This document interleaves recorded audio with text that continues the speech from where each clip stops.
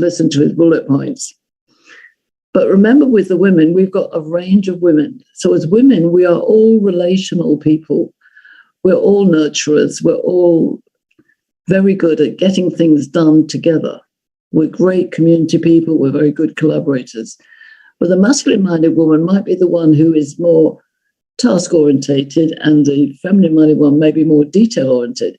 There may be other traits as well. It's not about categorizing two specifically, but it's about having a magical conversation about how do we want to design business, given that it's now about people, planet, prosperity, and peace. And then the second part of the journey is, how do we invite men to this plan so that they feel okay about being there? So that's my proposition, is that if we synergize our masculine and feminine energy within both elements of male and female, and I run a lot of training certification programs to help people understand this map in detail. So I'm just giving you the top level. But where did we see those energies playing out in business? Because I believe now that we have a different world situation and we need to grow economies that are more community-oriented and embracing feminine and female issues, because our lifestyle is so different, that we need to be able to, if you like, sell the idea to the male population wherever we are.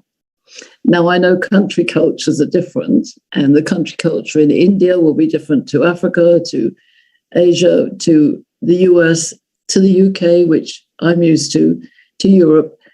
There are different cultures, but the issues for females, I believe, is that we need to step past the past. I don't know what you feel about this, Shweta, and how our audience feels, but it's not forgetting the past, but it's stopping fighting the battle. There's a very wonderful writer who's passed now, but you may have come across her, Florence Scovel-Shinn, and she said that life is not a battle, it's a game. And my suggestion is that we learn to play the game so that we achieve these kind of values in our life, because our life is very important. Our self-development, our confidence, all the things that we know as women. But when we feel that we're not heard and that we're put down, we allow that to sap our confidence. And I've had many decades in my life as an image consultant, and before that as a mother, and now as an entrepreneurologist and a world traveler. I still get situations where issues can make me doubt myself. That's okay. It's how quickly you learn to get through those. I've just recently had I would say fascinating experience, but the last 3 months, my husband had COVID and he ended up in hospital, and he was in hospital for 17 days and he nearly died. And he has survived and he's well and he can walk now. But it's taught me a big lesson. It hasn't shifted my mission in the world, but it's taught me a big lesson about what is important. So for women, if life is important and they want to be in business and we want to have everything which we do, then I believe we can co-create this new narrative. And that wise men really understand that it's for their benefit as well. In 2018-19, just before COVID started, I interviewed, it was over 55 men about men. And I asked them, what's life like for men? And some of them were rulers, some of them were philosophers. But all of them said 2 or 3 things which are significant. They all said, we really honor women, we love what they do, but we really don't understand them sometimes. They're so complex. The other thing they said was, we'd really like women to let us be ourselves and not try and change us, but understand that we're talking sometimes at different combinations, different tuning levels. And it is very true that when men are not speaking, sometimes it's because there's a nothing box in their head. It's not because they're ignoring us. But as we know as women, we we have everything going all at once. We ask questions without needing answers. There's so many wonderful things. But the essence of what I said to them at the end was, what would you advise women to say to men? And they all said, we'd like her to understand that we honor her and we expect her to honor us as really very straightforward, simple human beings. So that I found quite fascinating. And the last thing they all said was, thank you for asking me about me, because we feel sometimes that we're left out. So I think if women can co-create between our sisters, our soul sisters, a new narrative, it's not that we run the world, but we invite men to co-create with us. But it comes from our perspective, not from the male perspective. So I'd love to know your view, Sweta, on what I've been saying and how it fits with your view of the world and your opening words about the passion for gender equality. Sure, Pauline, and it's like amazing listening to you. And you very rightly said it's not a gender specific. One gender cannot run the world. It has to be mutual. Both the genders have to respect each other. I would say each other's thought process and have to balance how it should go, because both of us thought process are different. Both of ours way of getting the thing done is different, and our complete mindset and perspective, thinking perspective is different. So we should have that collaboration should be there, as you mentioned, but respect should be there with the thought process. As you rightly said, that men told you that they don't want to be changed. Neither the females want to be changed. So this is mutual. Right, this is mutual. The synergy should be mutual. I have one question, Pauline, which I was asked in my personal chat. Two questions for you, actually, from the audience. So first is because you have seen a wonderful journey of 30, 40 years in business and working, right?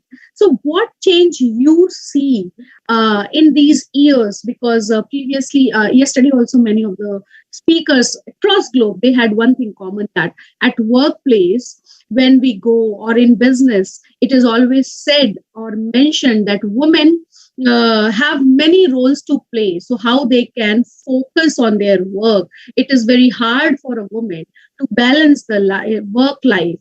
It is very hard for a woman to work or start a business, because we have many things to take care, like our family, like our kids, like many things. So what change do you see that has been changed in last many years? Women working in the corporate or coming forward and doing the businesses?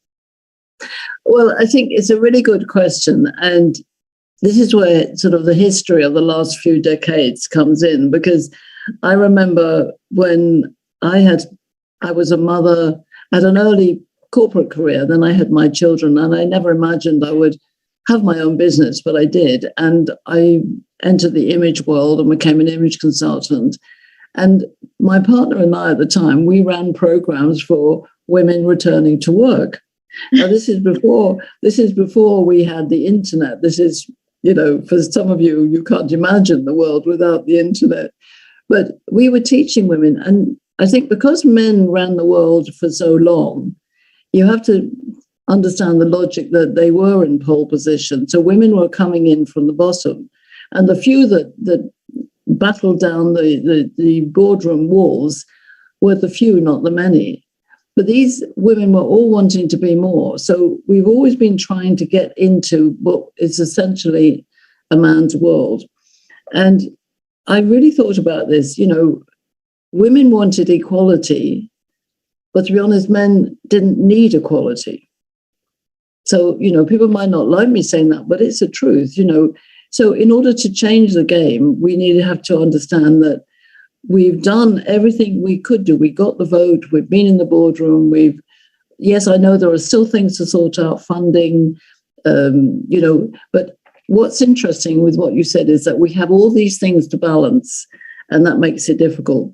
Well, let's turn that round and say, wow, we've got all these things to balance. This is really good. And change the game plan. Because once you change the game plan, then it becomes okay. So if you imagine a game of hockey, we know what the rules are, we know what the players are doing. What if we change the game and we said the hockey stick is not going to be like that? You can carry your handbag with you, but everybody carries a handbag. You know, we've got to get our head around what is difficult and what is not difficult. If women didn't have babies, there would be no men in the world. So let's be straightforward. You know, every child is some mother's child. Is that the statement? Everybody is some mother's child. I think if you tackle a man about that, they will say, oh, yeah, of course you're right, but it's not their reality. And I remember I was in a situation back in the 80s, late 80s, 90s.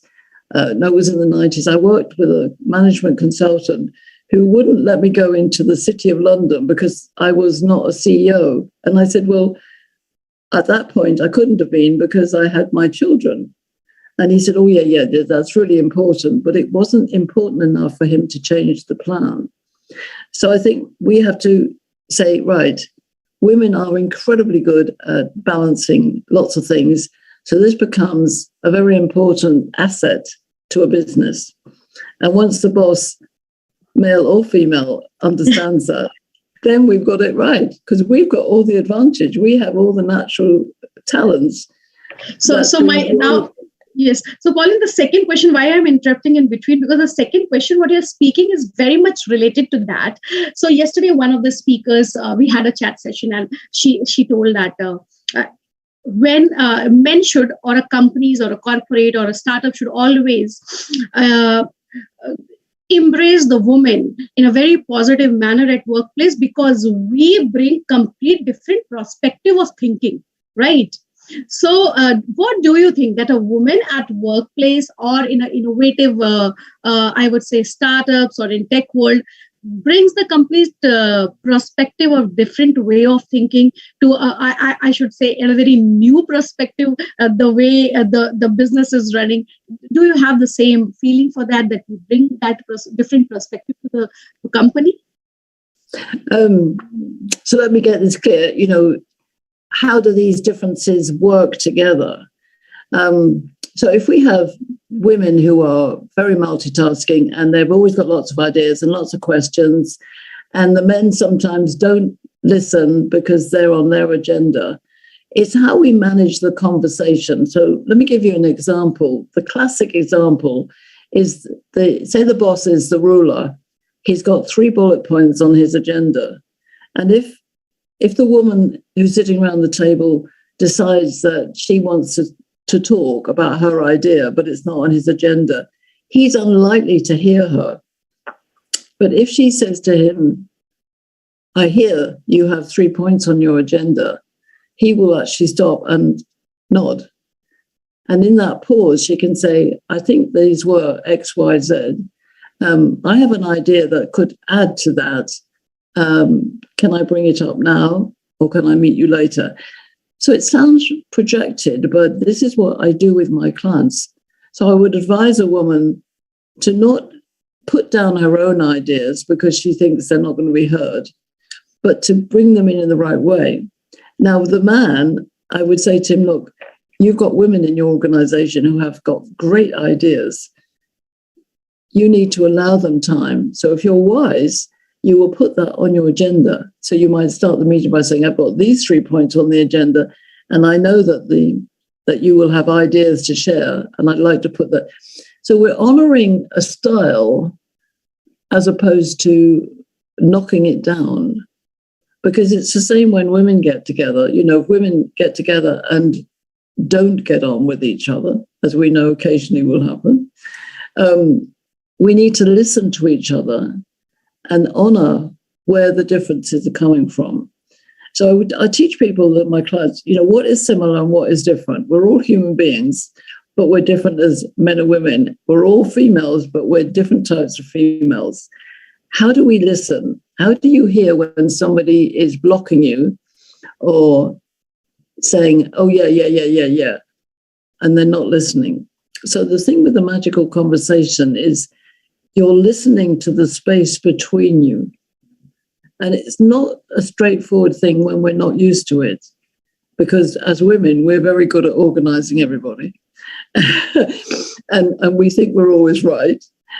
So it's about stopping and saying, oh, I'm not sure that went right. Could I just check in that, even with our kids, where is that coming from?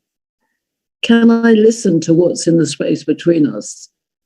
Can I find out where the experiences are coming together? So, for instance, in a magical conversation with no judgment, people share their experience. And you might hear things that you think, well, I'm not sure I really like that. But you don't stand against it. You work towards the middle and understanding the jigsaw piece that's coming together. And I think one of the things, Swot, is, and you're fantastic in terms of how you put this conference together, everybody who's here is willing to be more. Everybody here wants to see the world in a better place. But sometimes we don't actually ask that question. What does a better place look like to you? What does it sound like? What does it feel like? We are always saying, oh, we must all collaborate, without actually saying, what does collaboration mean to you? And that's one of the things, because women are very good at talking, sometimes we're not so good at listening. And sometimes men get bored with women talking too much and don't listen. And that happens between the men as well. So the philosopher also gets short notice from the ruler. One of the things I think is that we're now in a world where we're all in this together. So we can't anymore say, okay, that's not going to happen. It's not possible. Anything is possible now that we have this new situation. And that's why it is great to have International Women's Day, but every day should be celebrated. Yes. So my last question, and will be the closing remark from your side. There is a lot of debate going, like actor should be actor, either female or male. There should be no actress word, right? Then comes to entrepreneur. We should not be, we are always as a woman judged as a female entrepreneur. We are looked as a woman first and then an entrepreneur. So I think roles should not have, a position should not be very gender specific. Actor is actor, either male or female. Entrepreneur is entrepreneur, either male and female. So with this, what your thought, and with a closing remark to all the women who are watching and who will be watching in future this show on International Women. So let me get it clear. So how can we not be non-gender specific, but be ourselves? And I think you're right. Everybody can do everything, but there's always something that we can do better because of our natural gift. So, for instance, I don't want to go and cut down trees because I'm not a lumberjack and I don't want to do it. But we can all be running our own business, but we'll all do it in our own way. So it's the archetypes, and what I work with is it's part of your wonderful diamond characteristics that make you who you are.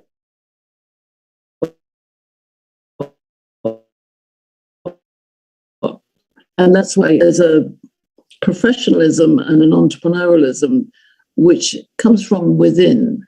It's about emotional integrity and strategic intention. And that's what I teach my clients. I help them to understand that everybody is wonderfully different. And if we think something is difficult, it's because we're being difficult. And people might not like that, but if you ask any audience, how many of you are difficult, you'll get a few hands going up. If you ask them, how many difficult people do you know, everybody's hand goes up. Now, that's not possible. So if you don't understand somebody's difference, you'll make it a difficulty. Therefore, try and understand what's different and honor it one way or the other. That will take you further forward.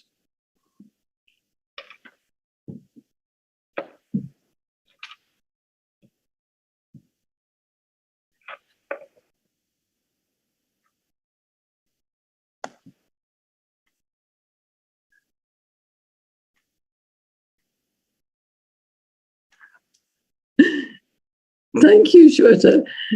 The sound has gone at the moment, so I couldn't hear you, but I know what you were saying. So I am so appreciative of you. And it's late in the evening here now, so I'm going to say farewell. And I hope everybody has a wonderful conference.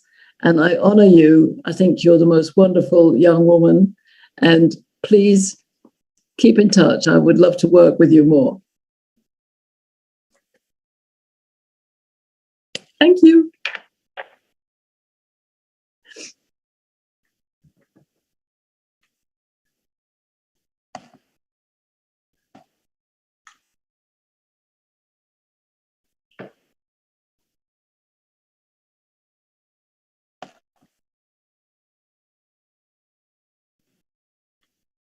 Shweta, I think you're muted.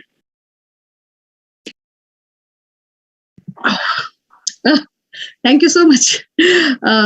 So hi, everyone. Now we have our another speaker lined up with us, a fantastic speaker. He's an investor and co-founder of Collection. His name is Mr. Bipin Babu. He is a blockchain technology evangelist and has been building product and solution for government, business, and institutions.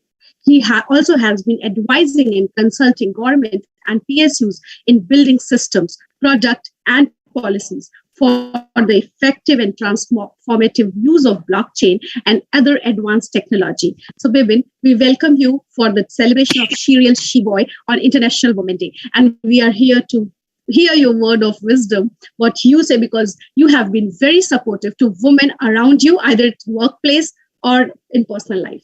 Thank you so much, Shweta. And honored to be the conference. And I really, really appreciate what Shiriel is doing. And moreover, it's being done by a woman. What better than that? So, I am not an expert in speaking about women empowerment, or the other, similar stuff. However, one thing I know, that the true Women's Day celebration would probably happen when we don't need to celebrate a specific day called as Women's Day, and it would be everybody's world. And I was reading some years, maybe a few days back, that Women's Day celebration started in 1909. It's more than like 100 years. It's and somewhere it pains to see that it's more than 100 years, and we are yet to find that space where everybody is equal. And again, I think I've just moved on by saying on the onset, I want to actually wish all the women, all the fantastic women out there, a happy Women's Day, a happy Women's Week. You not just build yourself, you build this society. So be there. I think you are the pillars, not just the pillars. Probably you're also the sky. So congratulations, on being the makers of the society, and we as a human species are also thankful to you. But I think I want to cover a couple of things which comes to my mind as I speak. I'm not prepared with a speech, Shweta. So it's very extempore.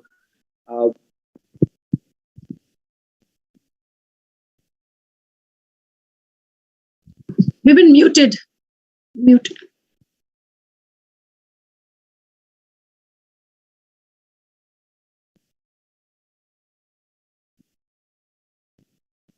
Is it working fine? I think you're muted. No. Initially you were muted. Now it's all right. So I think one thing which we actually need to accept, as men, as the world, is that there is a gender gap.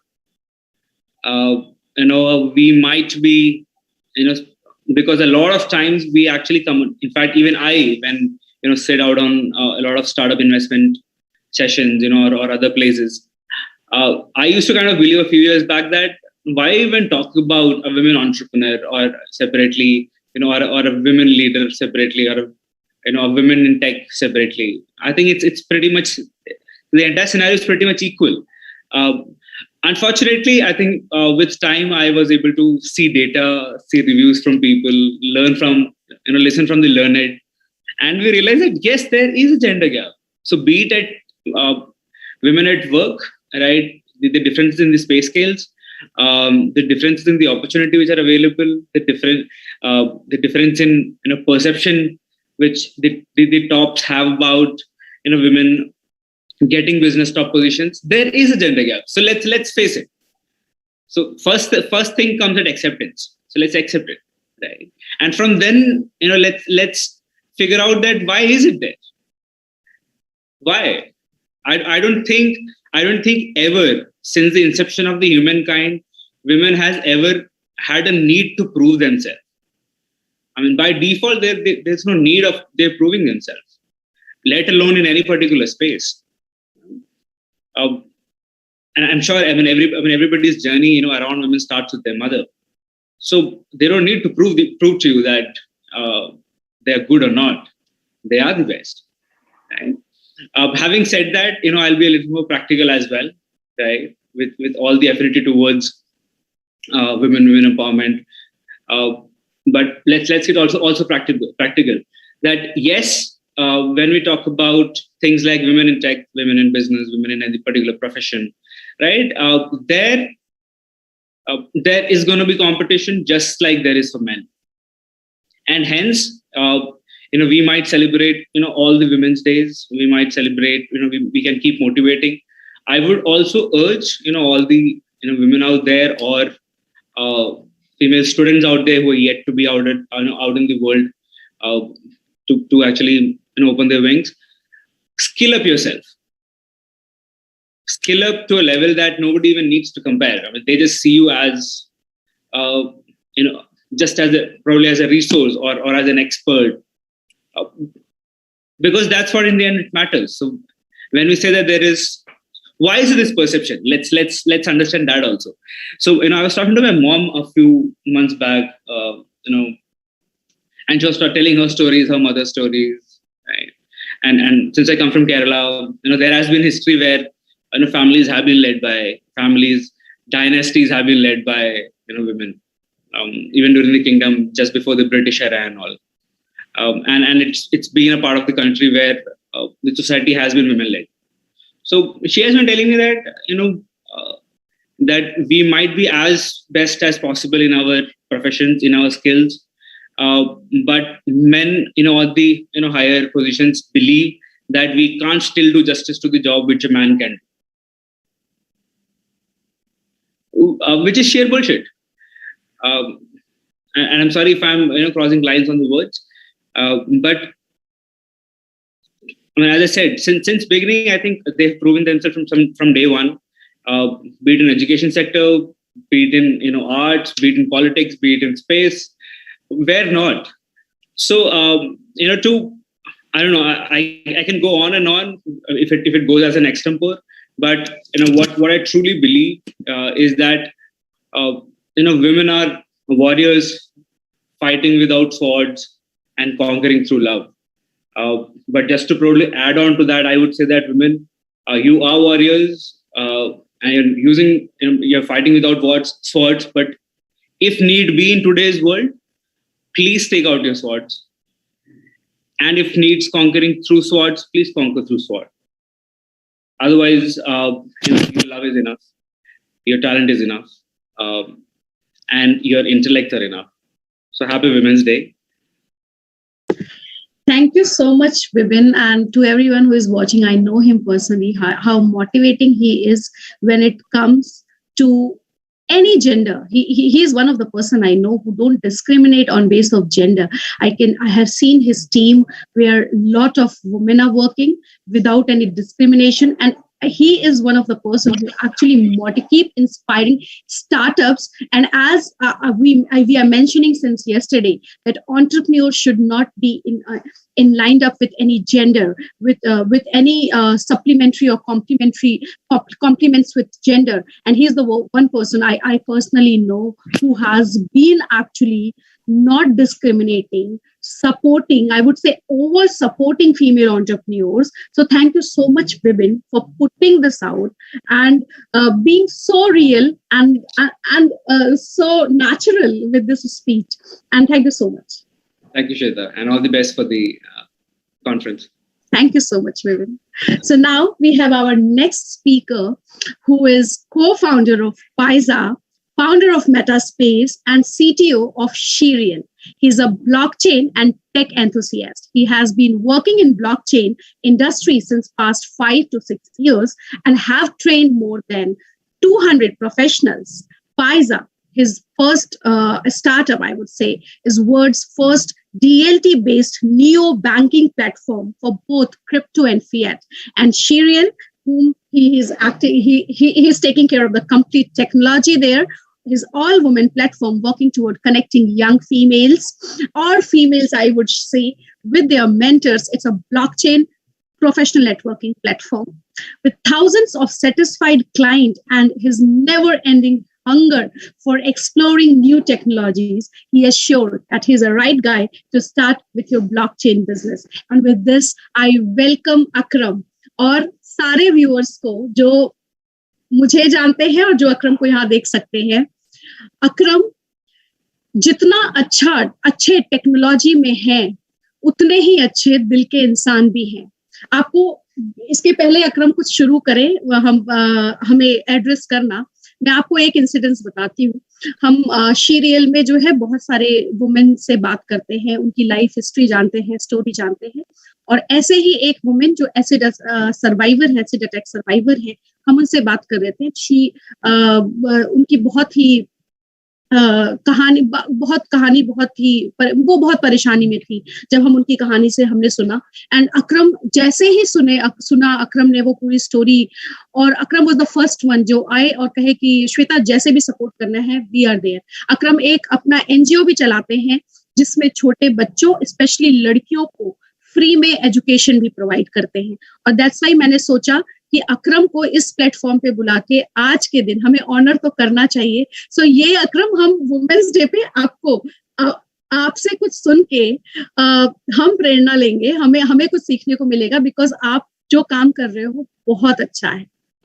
Thank you Shweta, thank you very much. इतना तो मुझे भी मेरे बारे में नहीं पता जितना आपने बताया.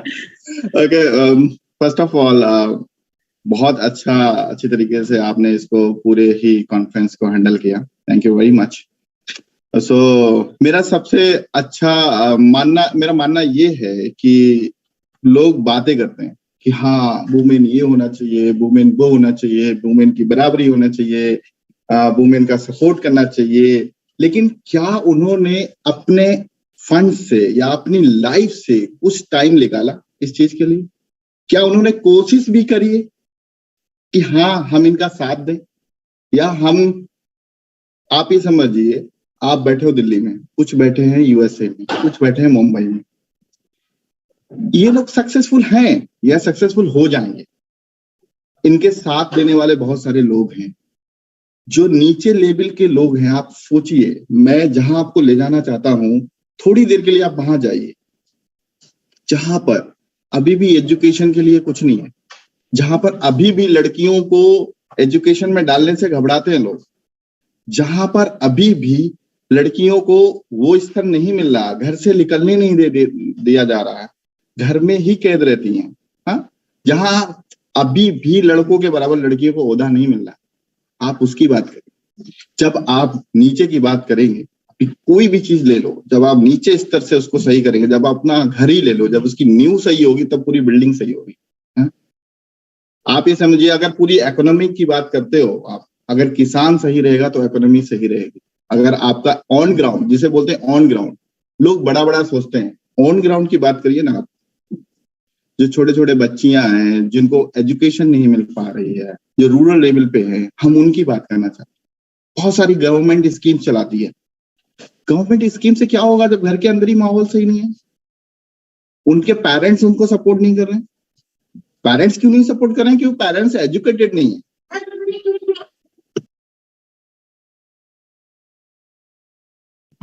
तो this is very big thing कि हम लोग ऑन ग्राउंड सोचे, ऑन ग्राउंड क्या कर सकते हैं.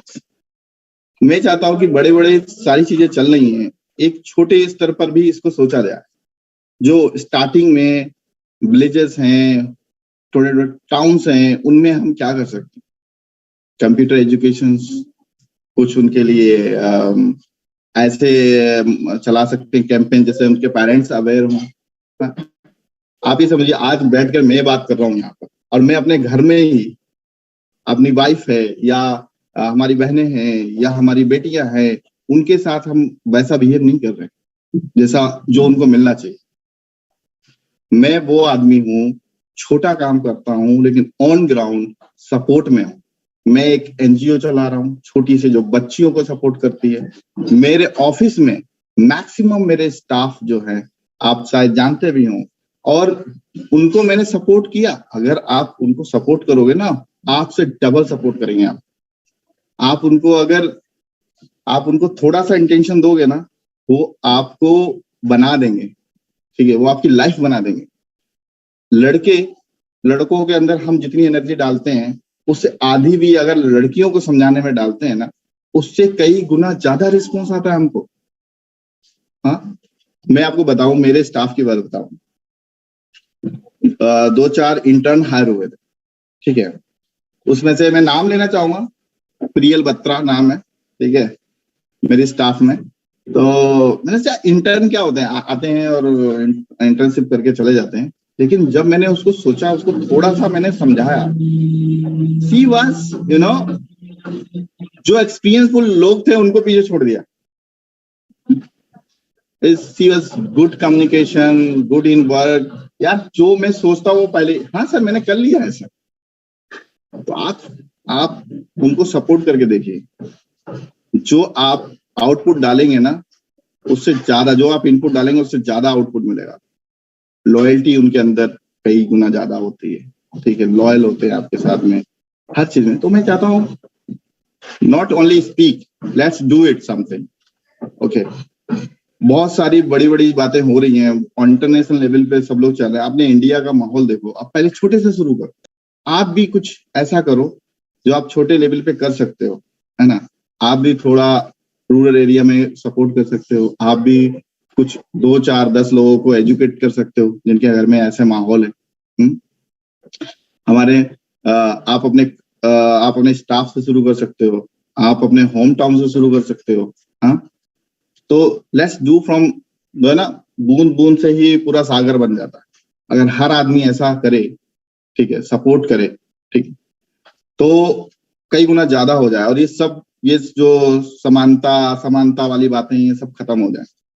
ये एक्चुअल में अभी भी आप जो चश्मा लगा के बैठे हो, वो दिल्ली दिखाता है, दुबई दिखाता है, वो दिखाता है, मुंबई दिखाता है। मैं जिस थिंकिंग में बैठा हूँ, वो हमारा गांव दिखाता है, हमारा टाउन दिखाता है, जहां पर अभी भी ये सारी चीजें चल रही, ठीक है। मेरी लाइफ में मैं चाहता हूँ, मैं क्यों इतना सपोर्टिव हूँ। पर्सनली मैं बहुत सपोर्टिव हूँ। इट्स नॉट लाइक आज मूवमेंट है मैं बोल रहा हूँ, लेकिन इसके अलावा भी आप देखेंगे। और मैं ये चीज बोलता हूँ कि जब मैं बहुत ही प्रॉब्लम में था, मतलब इवन मेरी लाइफ का एक ऐसा मोड़ था कि मुझे क्या करना है, ठीक है, तो एक बार मैं फेल हो गया था। तो मेरे अब्बू ने कहा मैं नहीं पढ़ा सकता तुझे, मेरे पास इतना पैसा नहीं कि मैं तुझे पढ़ाऊं, ठीक है। मेरी खेती है और ये सब छोटा सा है, मैं नहीं पढ़ा सकता। तो देख ले अपना क्या करना है, तुझे कारीगर बनना है, तुझे ट्रैक्टर चलाना है, या तुझे व्हाटएवर जो भी तुम करना चाहते हो तुम करो। मैं नहीं, मेरे से अलग हो तुम, मैं नहीं जानता, मैं नहीं कर सकता कुछ। तो मेरी अम्मी ने कहा तुम पढ़ो, जो पढ़ाई में पैसा लगेगा मैं लगाऊंगा, एंड मैं लगाऊंगी। उन्होंने क्या किया पता है, सिलाई करी, रात में सिलाई करी, दिन में सिलाई करी, जो सूट वगैरह सिलते हैं, उससे जो पैसा आया वो मेरी फी भरी। जब वो सिलाई करती थी, आप ये समझो आज की डेट में मैं ये समझता हूँ कि मैं कितना भी कुछ कर दूं वो कम है, ठीक है। तो यही सारी चीजें हैं मेरी जिंदगी में। मेरी वाइफ, मेरी अम्मी, इन सबका एक बहुत बड़ा महत्व है। अगर ये ना हो तो मैं नहीं हूं, मैं यहाँ तक आ ही नहीं पाता, ना मैं अकरम बन पाता। अकरम को बनाने वाला कौन है? यही सब लोग, मेरी माँ है, मेरी बीवी है, ठीक है, यही सारे लोग ना। आज अकरम भी ऐसा नहीं होता। आज मैं जिस ओहदे पे बैठा हूँ, जहाँ पे बात कर रहा हूँ, मैं आपसे बात कर रहा हूँ, शायद मैं आपसे बात भी नहीं कर पाता, ठीक है। और आज मैं अच्छे अच्छे लोगों से मिलता हूँ, बड़ी बड़ी बातें करता हूँ, बड़े बड़े प्रोजेक्ट्स किए हमने, लोग जानते हैं हमको, ठीक है। तो ये सारा श्रेय मेरी अम्मी को जाता है, मेरी वाइफ को जाता है, इन सबको जाता है। इनके बगैर मैं कुछ नहीं हूँ. आप ही समझिए मेरी लाइफ का 90% हिस्सा अगर एसेट्स में बोलूँ ये इनकी है. ये कहीं ना कहीं पार्ट है उन सब का. I am nothing without her. तो ये सारी मैं चाहता हूँ कि सब लोग एक ये करें कि हाँ छोटे लेवल पे स्टार्ट करें. Right, Akram. That's it from my side. Thank you so much, Akram. आप बिल्कुल रियल तरीके से आपने बात की. And to all my viewers who have joined and do not understand Hindi, Hindi. So I just want to say I just want to repeat what Akram said. Akram said that it's very easy to look from where we are sitting. The females who have joined have history, but now have been on good positions. The people who are watching have been working somewhere or have their own journey to talk about. But let's go back to our grounds where actually the families are not allowing daughters to come out and give them a proper education, or not allowing their daughter to have the wings, to have the dreams. So come out and just educate those families. Just help those kids in villages, in rural areas, in small towns, small cities. Give them, those daughters, those girls, wings to fly. Thought process so that they can dream and they can take action on their dream. Support at the ground level. What he talked about his mother, his wife, who have been very supportive to him throughout his journey, and he is giving the complete credit to his family, especially mom and wife, because he said that whatever he is today is because of his mom and wife, and that is commendable. That is commendable. Akram does a lot of social work. He teaches small girls. He educates them, help them to grow their wings, dream, and get back on their own feet. He has good female force working for him. So thank you so much, Akram, for inspiring us, for educating us that we should not be only talking, but we should be taking action. हमें सिर्फ बात नहीं करना है, हमें actually act करना है. Right. और आप सबको believe नहीं होगा, Akram is core tech guy. You won't believe that he's a core technologist guy. He's one of the person best in the world for blockchain, but core human at heart. So that is what we all mean. Thank you so much, Akram, for joining us today. So now we have another speaker. She was not, due to time difference, it was hard for her to join, but we did, because we didn't want it to miss her inspiring talk. We have recorded her session and we'll be presenting her session right now. Stay tuned with us, because we will be having Brave after that, and many good Debbie after that, Debbie Lee after that. So we are lined up with fantastic speakers. Thank you so much.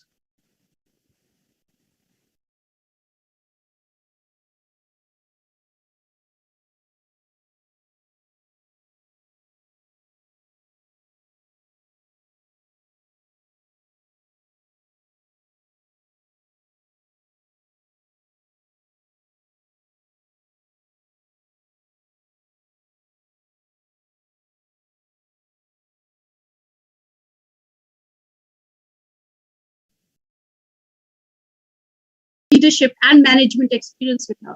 She employs various organizational change interventions, leadership development process, and coaching methods to help transition the leaders and the organization from where it currently is now to a desired outcome. Dr. Micken is an author and CEO of Life for Change. Welcome, Dr. Micken, to our program, She Real, She Boy. Thank you so much for this opportunity to be here to impart, hopefully, something that's going to be beneficial to the women and as well as to the men that will tune in, right? We want everyone to fully appreciate how women are advancing, even when we are challenged in the midst of everything that's going on, right? Right. So, Dr. Micken, as you have selected the topic of women leadership, how the gap is being filled. But when we see the global percentage, globally, women hold just 24% in the senior leadership position. So what, according to you, is the main reason for this? The main reason is acknowledgement. women are not being seen and they're not being heard or recognized for all of the contributions that they are truly making, the inroads that they're making. And so because of that, and then we also have to take a look at what's been happening recently. The pandemic has had a huge impact. In some ways, it has been positive because growth has been continuing. Women in leadership, senior leadership roles, they're still growing. As a matter of fact, according to a study that Ms. Fairchild with LinkedIn, she's an editor of LinkedIn, and she does a lot of reporting on, women in leadership. And one of the things that her current report says is that women are making some advancements. They are growing like 10% in leadership roles, senior leadership roles. So there is some advancement. But the problem that we're seeing is because of the pandemic, many women left their senior roles. Many of them left the workplace. Many of them took on other types of roles. And that was a strain on the overall that contributed to the gaps that we're seeing currently. So there's some pluses, but we're also seeing some minuses, some, areas where women are not being recognized and they're not speaking up. They're not showing their full potential. And that's causing a lot of the contributions to the reason why we're seeing these gaps. Right. So one reason is somewhere society not recognizing us. But the second reason you talk, that somewhere we as a woman is also not recognizing our worth, right?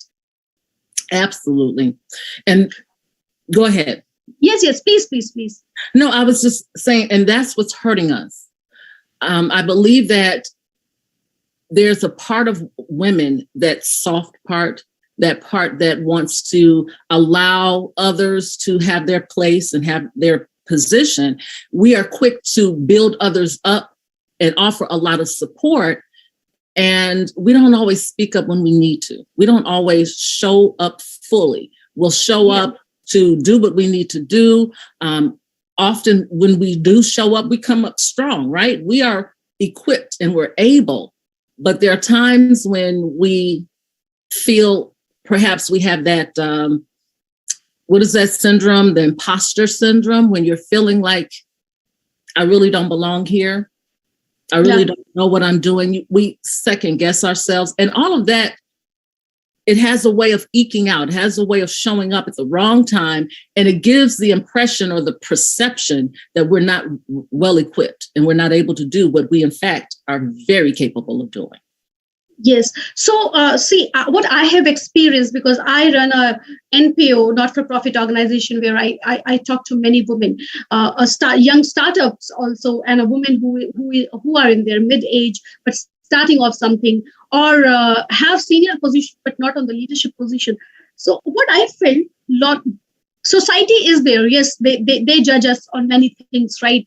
Mm-hmm. But we also judge ourselves on many things. And one thing which I have realized is the guilt factor within us, right? That if I give the time more on work, more on our professional role, I'll be not able to give the time to my family, to my children, to my kids, to my people back at home, right? So what your thought process for this? Yeah, you're talking about that work-life balance that many struggle with. And, unfortunately, that works against us because, again, as women, we're quick to put our families first. We want the promotion. We want the opportunity, but we love our families. We care for our children, our husbands. We really want to be able to do that. And that's part of the reason why there was an exodus in 2020 of women leaving the workforce. So now it's a situation where women shouldn't feel like they have to choose. Right. At some point, we as women have to begin to speak up and make it clear that the opportunity should still remain, even if I have to take care of my family. So one answer that many corporations have adopted, they were forced to do the remote work and the hybrid work. right? They were forced to do it. That's one of the things that the pandemic made people address. Many corporations are adhering to that. And it is working for a lot of women. But this is the problem that has crept up. There's a bias that's called proximity bias. Are you familiar with that one? Where, so if women aren't always in the office, if they're not seen, then they're often forgotten.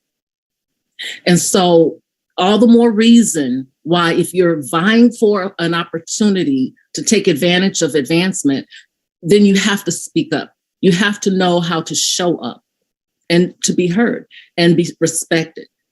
So it's a confidence factor. Right. Very rightly said that the confidence come from within. As many leaders have said, that confidence is something you can wear like your makeup, like your jewelry, like your dress, and that actually totally changes the way you look at yourself. Absolutely. So, Dr. McKinn, can you just briefly tell that what are the benefits of having a woman in leadership roles? Oh, my goodness. The benefits are endless. Women are natural caregivers, and forever that was looked at as a taboo. But actually, that's a competitive advantage, if you will. That because of that, we can tune in when someone is emotionally distressed. We can tune in and offer the support and the referrals that they need, because we care about the person, the whole person. So in saying that, women have that social responsibility aspect that shows up often. We're going to be the first ones to say, let's support this charity. Let's give more money towards this initiative. We care about the whole, the family. So that shows up in the workplace, and now it's being looked upon as a preference. When you compare, not that we compare men to women all the time, but in this scenario, men aren't preferred when it comes to the nurturing, because men aren't nurturers. They're just not built that way. So we can use that to our advantage, because absolutely, when we show up with that heart of compassion, it's appreciated, especially in a crisis. Men are not going to give you that emotional support in a crisis, where a woman is going to say, what do you need? What can I do to support you? Because we're going to get through this. And they help you get to the next, space. Yeah, and very rightly said that our emotional quotient is so high. We are so sensitive and emotional. Naturally, that can be actually used in a very optimistic and positive way of leadership, for the leadership roles. Oh. So thank you for telling this. Now, what, according to you, or what factors that impact a woman's ability to lead others or lead an organization, apart from this emotional emotional nature which you talked? We have insight. We have the ability. I'm trying to find this word that I absolutely love. It's not the easiest word to say, but it describes us, and that's perspicacity. Perspicacity. And it really means that we have mental vision. We have high intuition. We've always heard about women's intuition, but it's so much more to it than that. We really do. And it's not limited to us, but there are empirical studies that prove we have the ability to foresee opportunities in unique ways. So because of that perspicacity, we can absolutely lead in unique and powerful ways. We are very engaging. Women have a tendency to bring all necessary parties to the table. When it comes to diversity, equity, and inclusion initiatives, women are right there at the forefront. Yeah. Often we're the ones filling those roles, but not only that, but as senior leaders, we want to make sure that they are represented at the table when it comes to making decisions that's going to impact the entire organization. Right. you must have seen, because you have been developing the women leaders, you have been counseling them, training them, right? So what advice you give to build the confidence for a woman to take her career ahead? Everything starts within. Everything. So first, I believe in doing a personal SWOT analysis. We do that for our organizations all the time. Do it for yourself. Start examining, what are your strengths? What are your weaknesses? Where are your opportunities? And what's a threat? List those things out. Build on your strengths. Always let that be what leads you. And your weaknesses, always find ways to make improvements, but acknowledge them. Don't hide them. We have them, and it's okay. We don't have to try to put on other people's pumps, right? We have our own shoes. We have our own style. We have our own way. So we can be authentic. Choose authenticity. It's too hard to be like somebody else. We are women, so we don't have to be like a man. We don't have to do anything like a man. Do it like a woman. Yes. Yes. And this is very important. Yes. So these are the things that I encourage women to start within. Do your personal SWOT analysis. Own and embrace how you are created, because you're unique on purpose, not by accident. When you are feeling that good about yourself, it's that self-efficacy that starts to rise up, and you begin to have confidence that you can accomplish great things. You'll see more recognition, because you can work hard, but if you work hard with your head down, then it's sending a message that all I want to do is what I'm supposed to do. But if you work hard with your head held high, saying, I'm here, I'm showing up, I can do it, I can do more, and I can say no and feel good about it, because no is a complete sentence. Yes, no is a complete sentence in itself.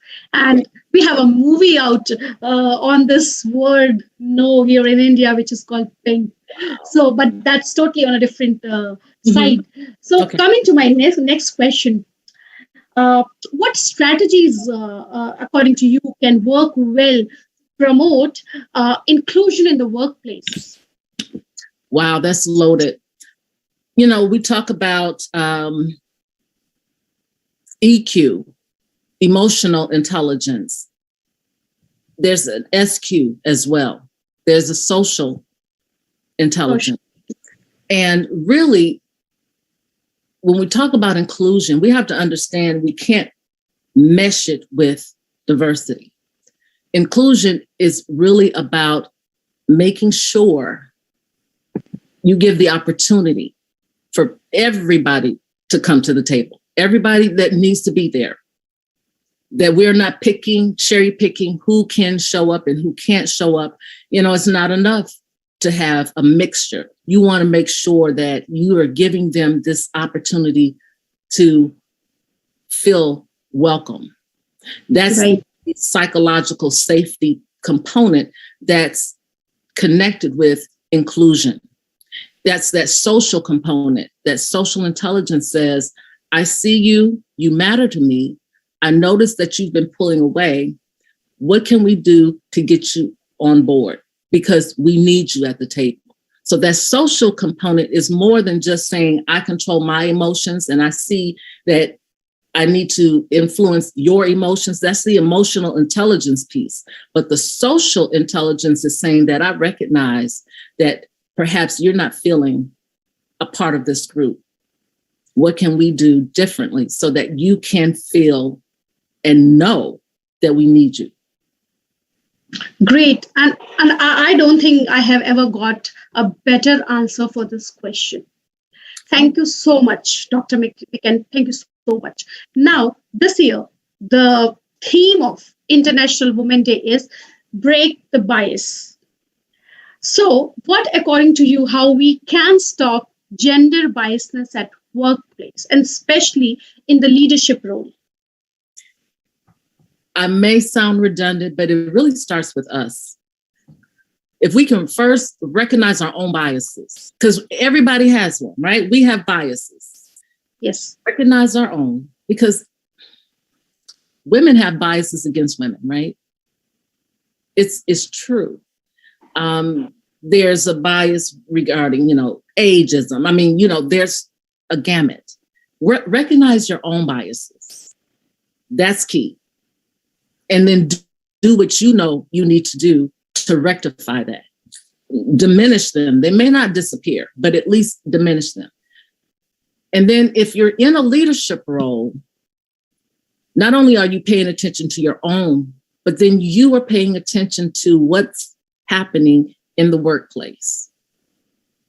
You're paying attention to how your employees are treating each other. And this is the sticky part, the confidence to call it out.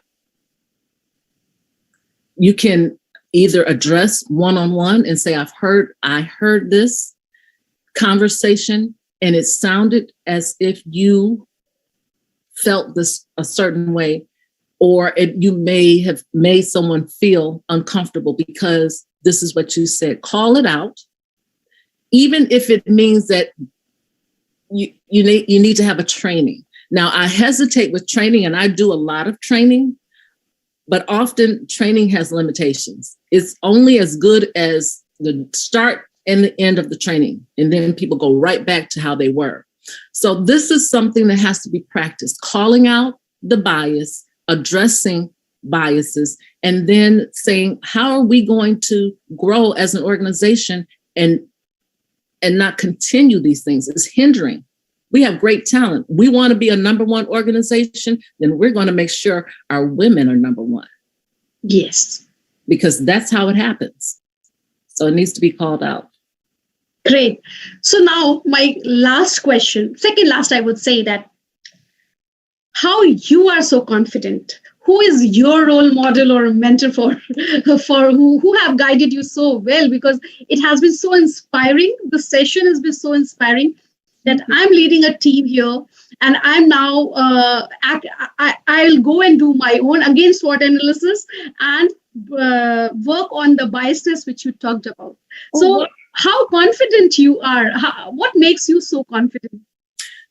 In all honesty, my confidence is not really so much in myself. I'm confident in who I believe in. So my religious belief, my spiritual belief builds my confidence. I'm a Christian, so I believe in Jesus Christ. And that truly, in addition to my belief, is I have certain people that pour into me. I have a spiritual mentor, and she also is a Christian, and she's a powerful leader globally. And so frequently I have the opportunity to engage and have some dialogue with her. We see a lot of things that we agree needs to be addressed. And she gives me the confidence to speak up. You wouldn't believe it, but I'm an introvert. And so it's easy for me to just hang out by myself and, do what I need to do. But it's because of my spiritual leader. And then I have a business mentor who also, pours into me. Having mentors is really critical, in addition to your own personal beliefs. What are your convictions? Because when you have that strong foundation, that's your jumping point. That's where you're going to move from. If you don't have that, you are easily swayed. And when you're easily swayed, you don't have the foundation for confidence, because you'll easily lose it. Somebody or something will happen and it'll shake your confidence. Right, very rightly said. So the takeaways from this talk is like, build your self-confidence, break your own biasness first, and third is like having a strong foundation is very, very important. You search for a good mentor, get connected to a good guide or mentor, and train yourself well in spirituality also, because that is very important. Word is moving toward it. And I'm totally agree with you, Dr. McKen, that spirituality, God is something who gives you power for everything. And that confidence comes from above. So thank you so much for guiding. Now, the last thing. Today is International Women's Day. And what message you want to give to the younger generation, younger girls watching the show? If I can say this, you will grow to the limits that you set for yourself. So make sure that you are limitless. Yes. Thank you so much. You are so welcome. I enjoyed you, Dr. Singh, right? Yes. Oh, you were wonderful. Thank you. Thank you so much. And your last, hats off, that one has to be limitless to grow. We don't have to limit ourselves. So thank you so much for joining us today here and being part of this program. And you have been a great support here for many, many, many women who are watching globally this show. Wonderful. I'm excited. I wish you the best. Continue to grow because you're shining and you're doing a great work. It's a needed work. So thank you. Thank you so much, Dr. Mickey. You're welcome.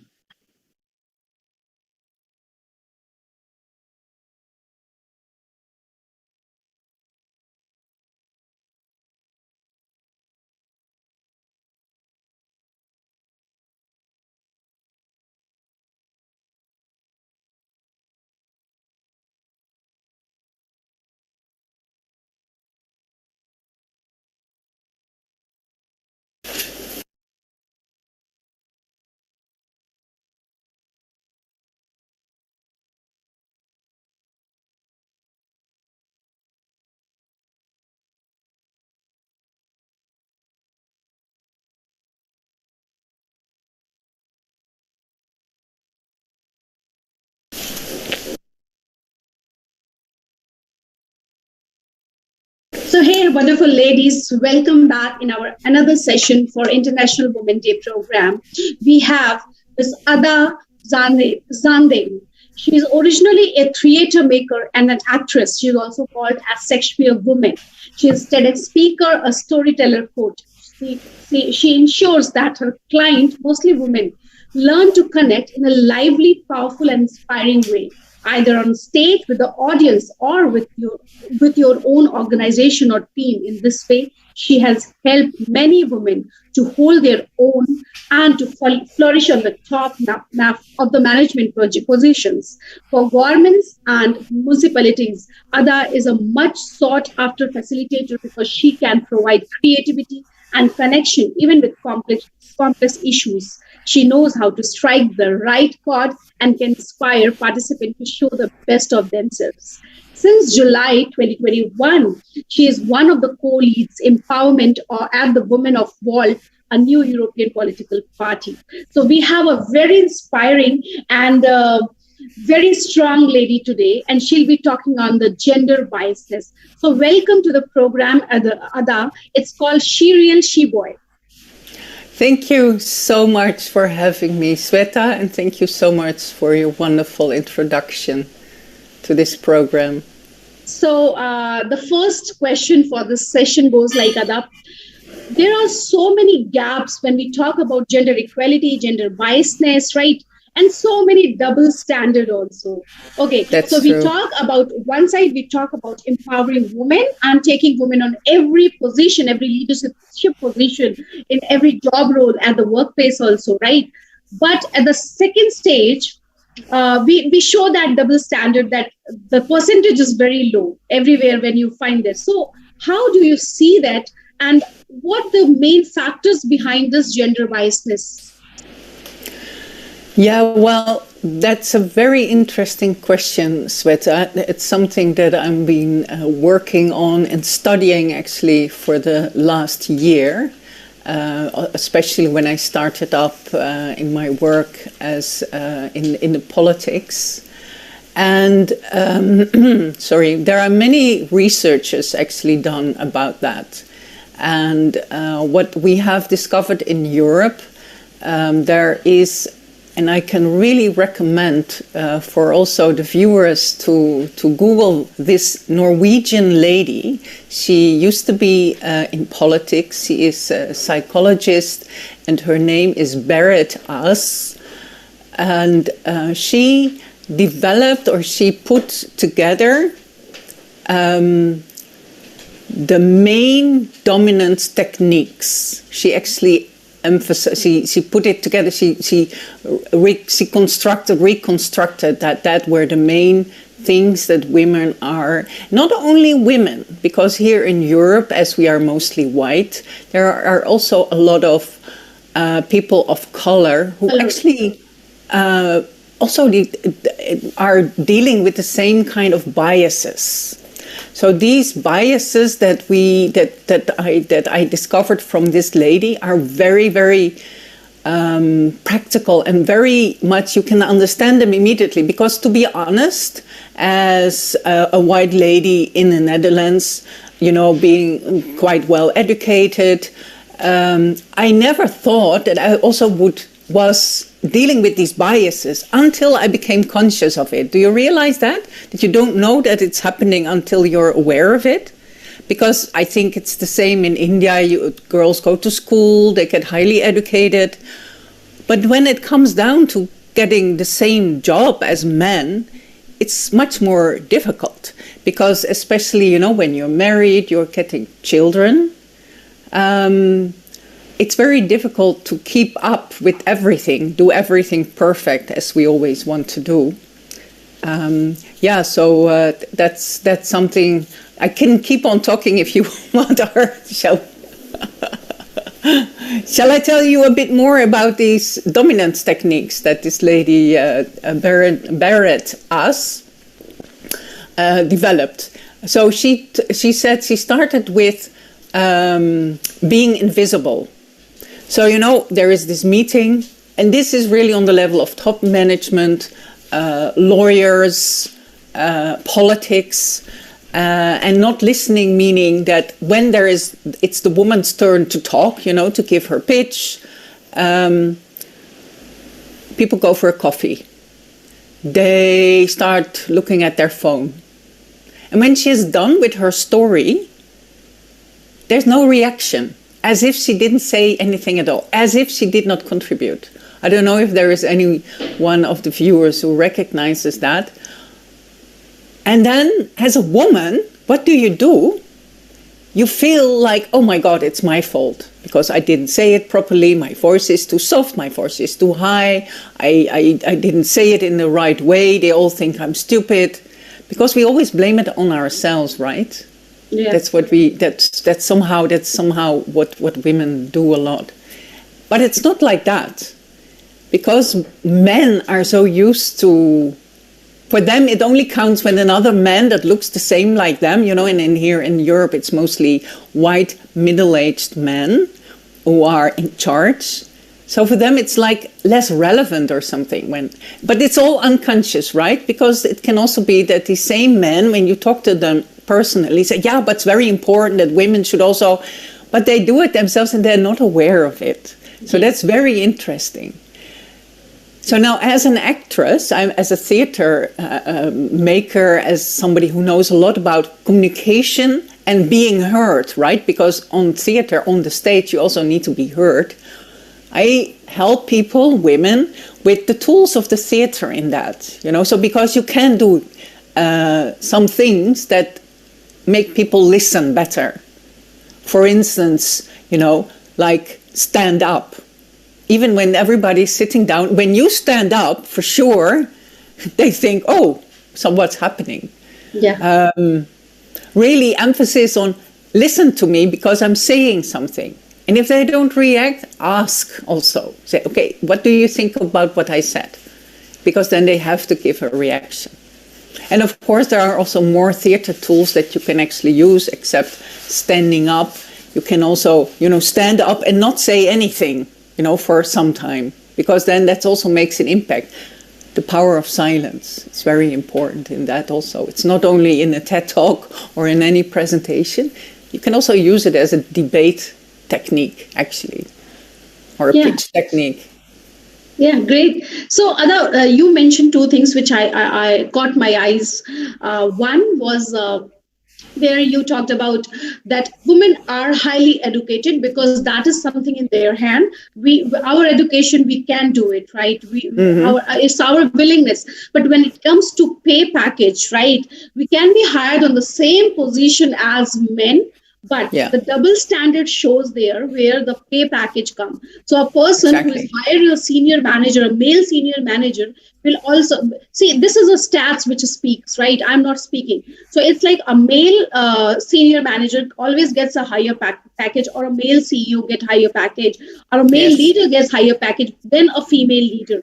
Same happens in the cricket world also, in sports, other sports also, that a male sports celebrity gets higher paid for different advertisements and all, but a female doesn't. So what is your take on this particular thing, that we fight, we talk, right?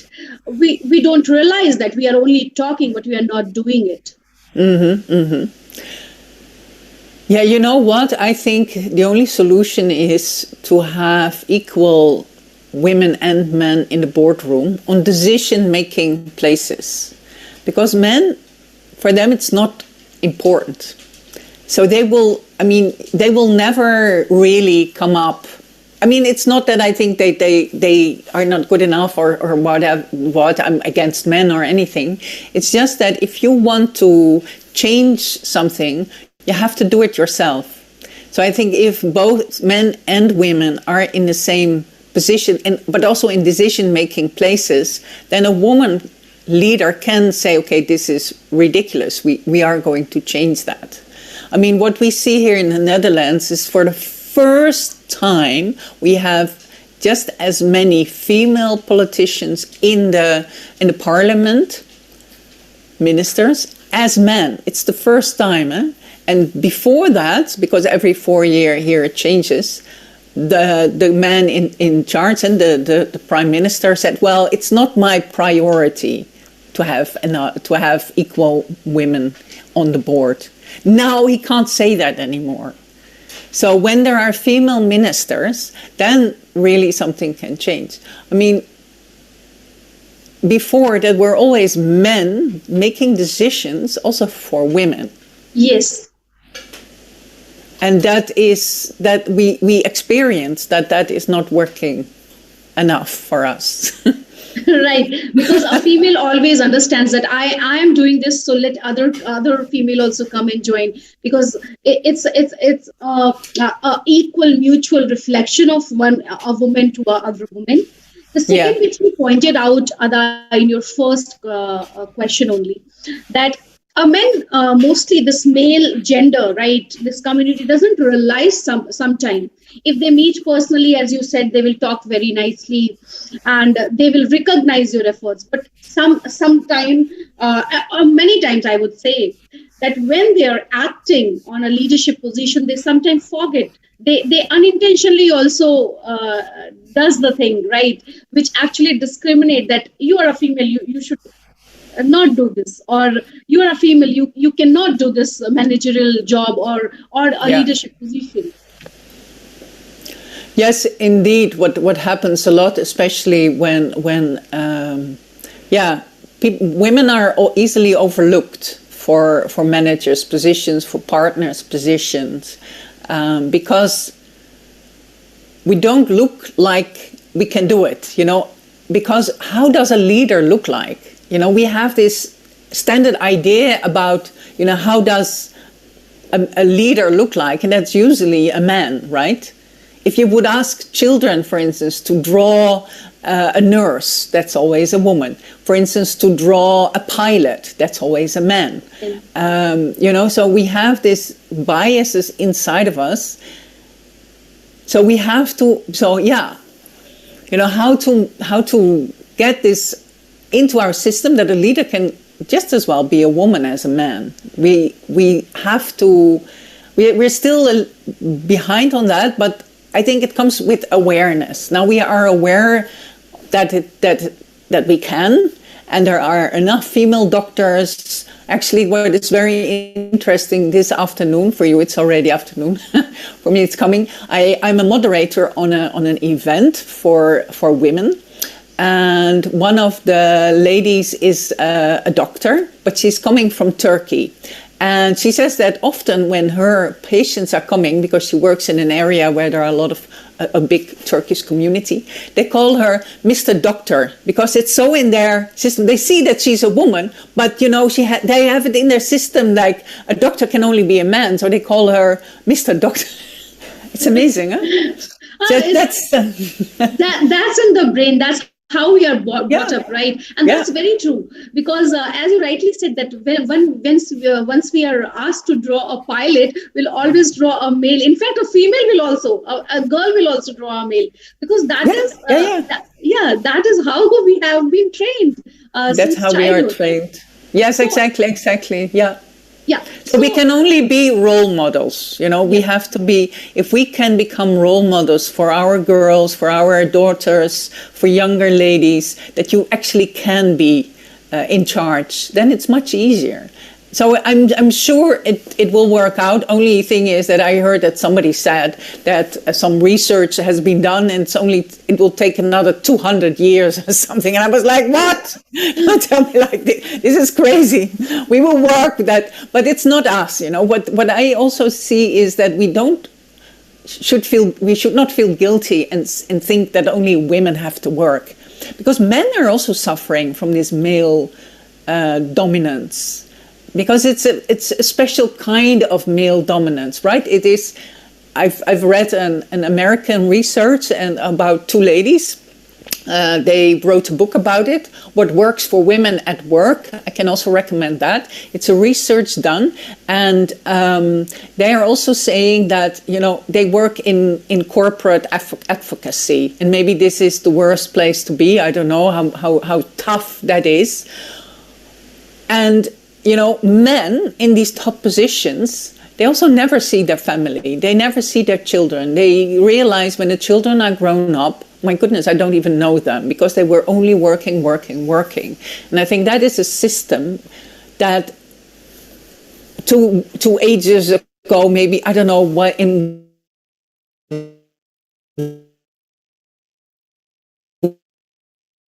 which century this started.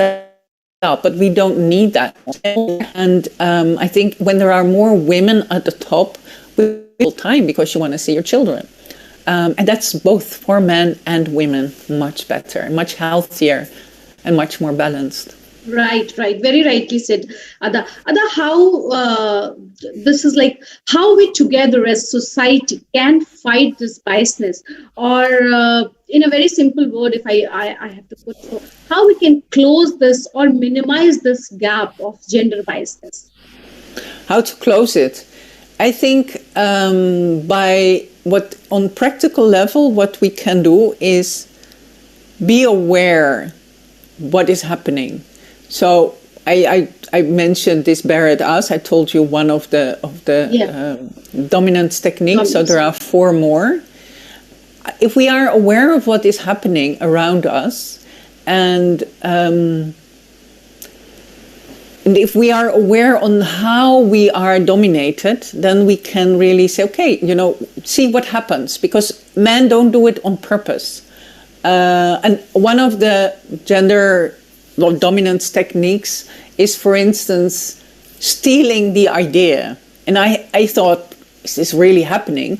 But then it happened to me, and I would not even have noticed it if I was not aware of it. Because what happened, I was in a meeting with a man, and we were discussing about a program, setting up a program. So I came up with an idea, and really 2 minutes later, he said the same thing. I said, are you now just repeating what I said? And he was like, huh? What? What do you mean? So he really thought he said his own idea. And I thought, wow, this is really happening. I was so amazed that I recognized it and that it was really true. And he was actually kind of a nice guy, and not really on purpose or not even a dominating type at all, I would say.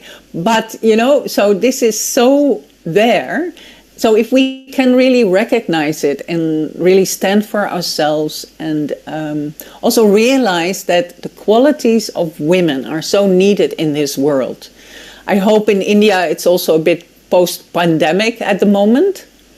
Yeah, it has been improved since 3-4 years.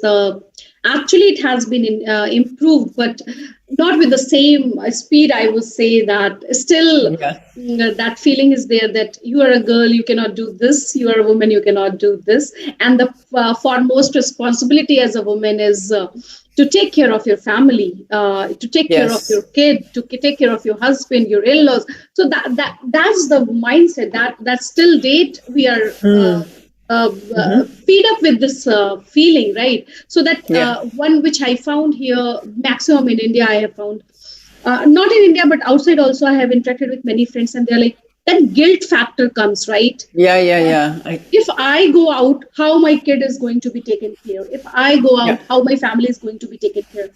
So any thought for this? Because I believe men is also leaving their kid behind and going for the world. Yes, exactly. I think, if we look at it in a different way, then also having your in-laws close to you, maybe even living as an extended family, it's also an opportunity because they can look after the children, right? So what is the idea, I believe, is that we have all this workload on our shoulders. We have to do everything, be perfect in the house, cook the dinner, and be perfect at our jobs, which is impossible because indeed what you say, for the men, it's normal to go out. So we have to go back to how do we want to live and make an arrangement. And maybe your parents or your parents-in-law would also be happy to take up a role that is more than only, being taken care of, but that they can also give some care to the grandchildren or maybe do some cooking. So I think that could, talk to each other and see how you can work it out. And I believe I guess that's a big challenge, and maybe that's even a bigger challenge in India than here in Europe. Yeah, and I believe that a woman should be ready, so confident and ready to create a trusted network around herself, so that this network also keeps supporting her, because once we are confident, obviously we will have the hands who will be supporting us, right? So that's totally depend on how confident we are. So Ada, now my next question goes, like many young women are watching this show and they are still into that red tape, what has been fed since birth, right? That you are a girl, you are taught to, or you are just processed to do these particular things because you are a woman. So what advice you will give, because you are inspiration for many women, million of women around the world. So what advice you will give to these young girls to come out of that red tape or shatter that glass ceiling and live their life according to their choice? Yes. Well, I realize that it is more difficult for some girls than for others, because if you're not supported in your family, it's going to be very difficult. I have been talking to women also here who came from very poor background, who were not supported, parents were not educated, and then one of these women said, well, you need only one person who believes in you. And it doesn't need to be from the family, it can be in school. So it is, again, also so important for school teachers, for anyone, don't only encourage your own daughters, but also encourage other girls. Because girls, they have so much power. And I think maybe women are even stronger than men, because if you realize what we can do, the only thing is, we can't keep doing that. So we have to give some of the responsibility also to the men. And I really want to say to the young women that for sure there is a place for you in the boardroom. For now, you still have to fight harder. That is definitely true. But what could work is make an alignment, find a buddy, find maybe an older woman who can help you, who will support you, or even with men, because men also, if you ask somebody for help, they want to help out. So it always is better if you get supported. So maybe that's an advice, that if you don't get the support that you now should need, go around and look into your network and think, by whom do I want to be supported? Who is really great? And just call them up. Go there, make an appointment. Because really people want to help out. And that will help you really tremendously. Very rightly said, Ada, and all the young ladies and girls watching this program right now. Asking should be never stopped. If you want something, ask for it. What will happen? 1,000 will say no, but if one person will also say yes, your problem is solved. So that way, saying no is one thing, that yes, you should start. It is something you have to build, and asking for help should be there in your, I would say, in your genes, that yes, if you need something, ask for it. So now my last question, Ada, for this day. This year, the theme is Break the Bias. International Women's Day theme is Break the Bias. Yes. And I personally believe that this break the bias will not start from the second person or from the society, but this break the bias somewhere starts from we as women, from within. So what's your thought process for this, and how do you summarize this International Women's Day theme, Break the Bias? Yes, indeed, you're absolutely right, Sweta. It should start with you. You're the number one person, so you can bring the change into your world. And I would say, be aware and see what is happening. So if you are dominated, point it out. Say, hey, you're not listening. I want to be heard. Stand up for what you say, and be very supportive to other women, because we have the idea that there is only place for one woman at the top, because that's also, okay, there's one colored person, there is one woman. Okay, we've done the diversity check. So that means that if you see every other woman as your as your concurrence, as your competition.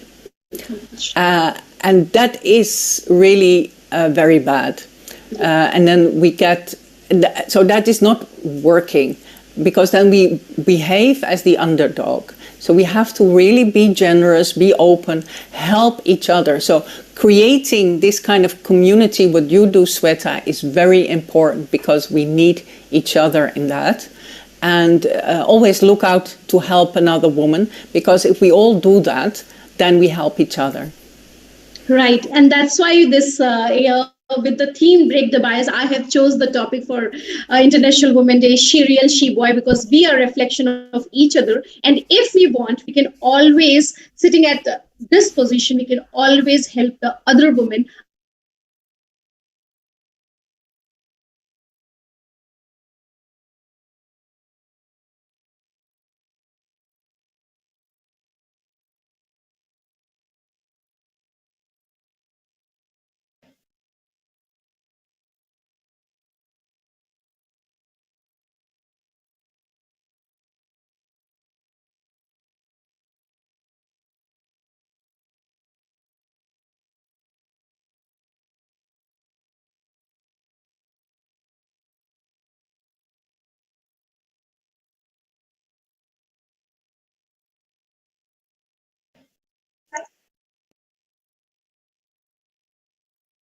There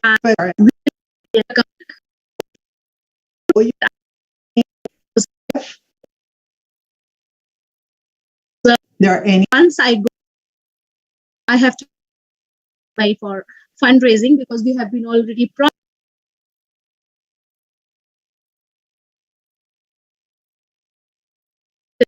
established firm with 200 people working.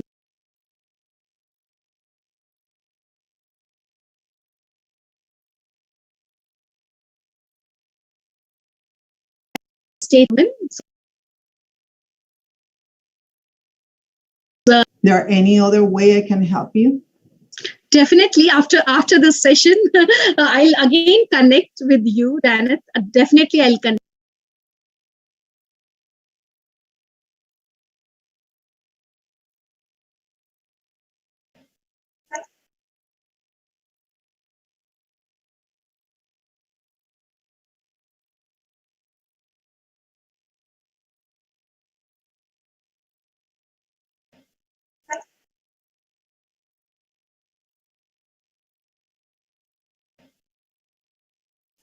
Yes.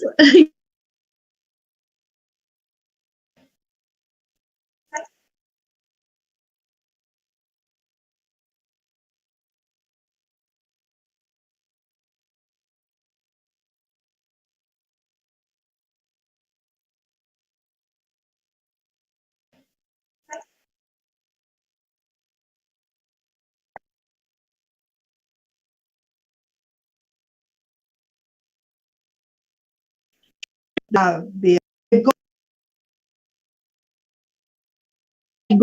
I have to go to Dubai for fundraising because we have been already promised. If you don't mind, let me. Metaverse Uh-huh. as an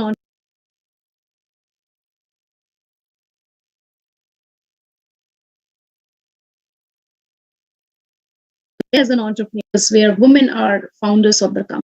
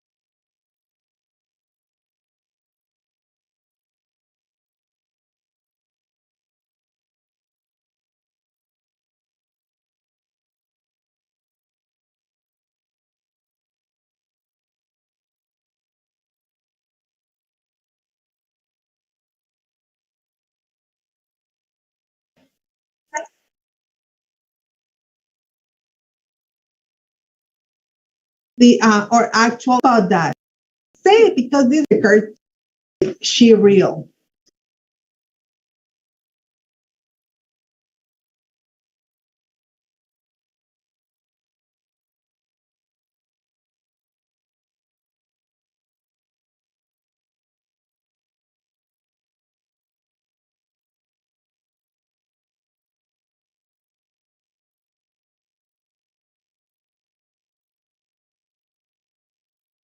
So I want to make this flexible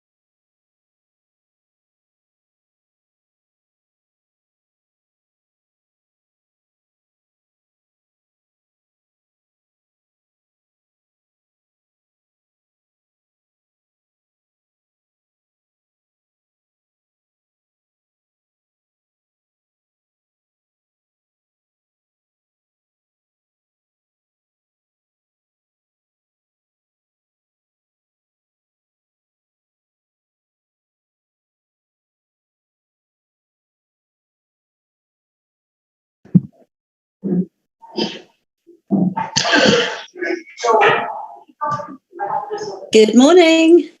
Good morning. Good morning. How are you? I'm good. So should we start? My volume is down. Hang on. Okay, that should be all right now. Is that okay? Can you hear me? Yeah, I can hear you. I can hear you. I can't hear you too well. I just realised why. Sorry, stupidly. My earphones.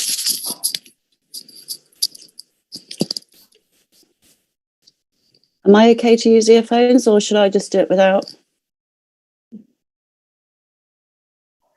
Hello. Now you can hear me, babe? I can hear you very well now, yes. Thank you. Yeah, sure. So I'm starting now, okay? Okay, thank you. So hi, everyone. We are back. We are back with a bang, with a very fantastic speaker with us, Beverly Sankey from UK. She has spent the last 30 years overcoming huge challenges with her health and well-being, a journey of learning she wants to share with everyone, how to navigate and take a holistic path toward vibrant health. Change is possible, and she wants to help others for the same. So we welcome you, Beverly, here on our platform right now with Shiriel, celebrating International Women's Day. Wish you a very happy Women's Day, and the platform is all yours now. Thank you so much, Dr. Swot, and thank you so much for inviting me to have the opportunity to speak to everybody.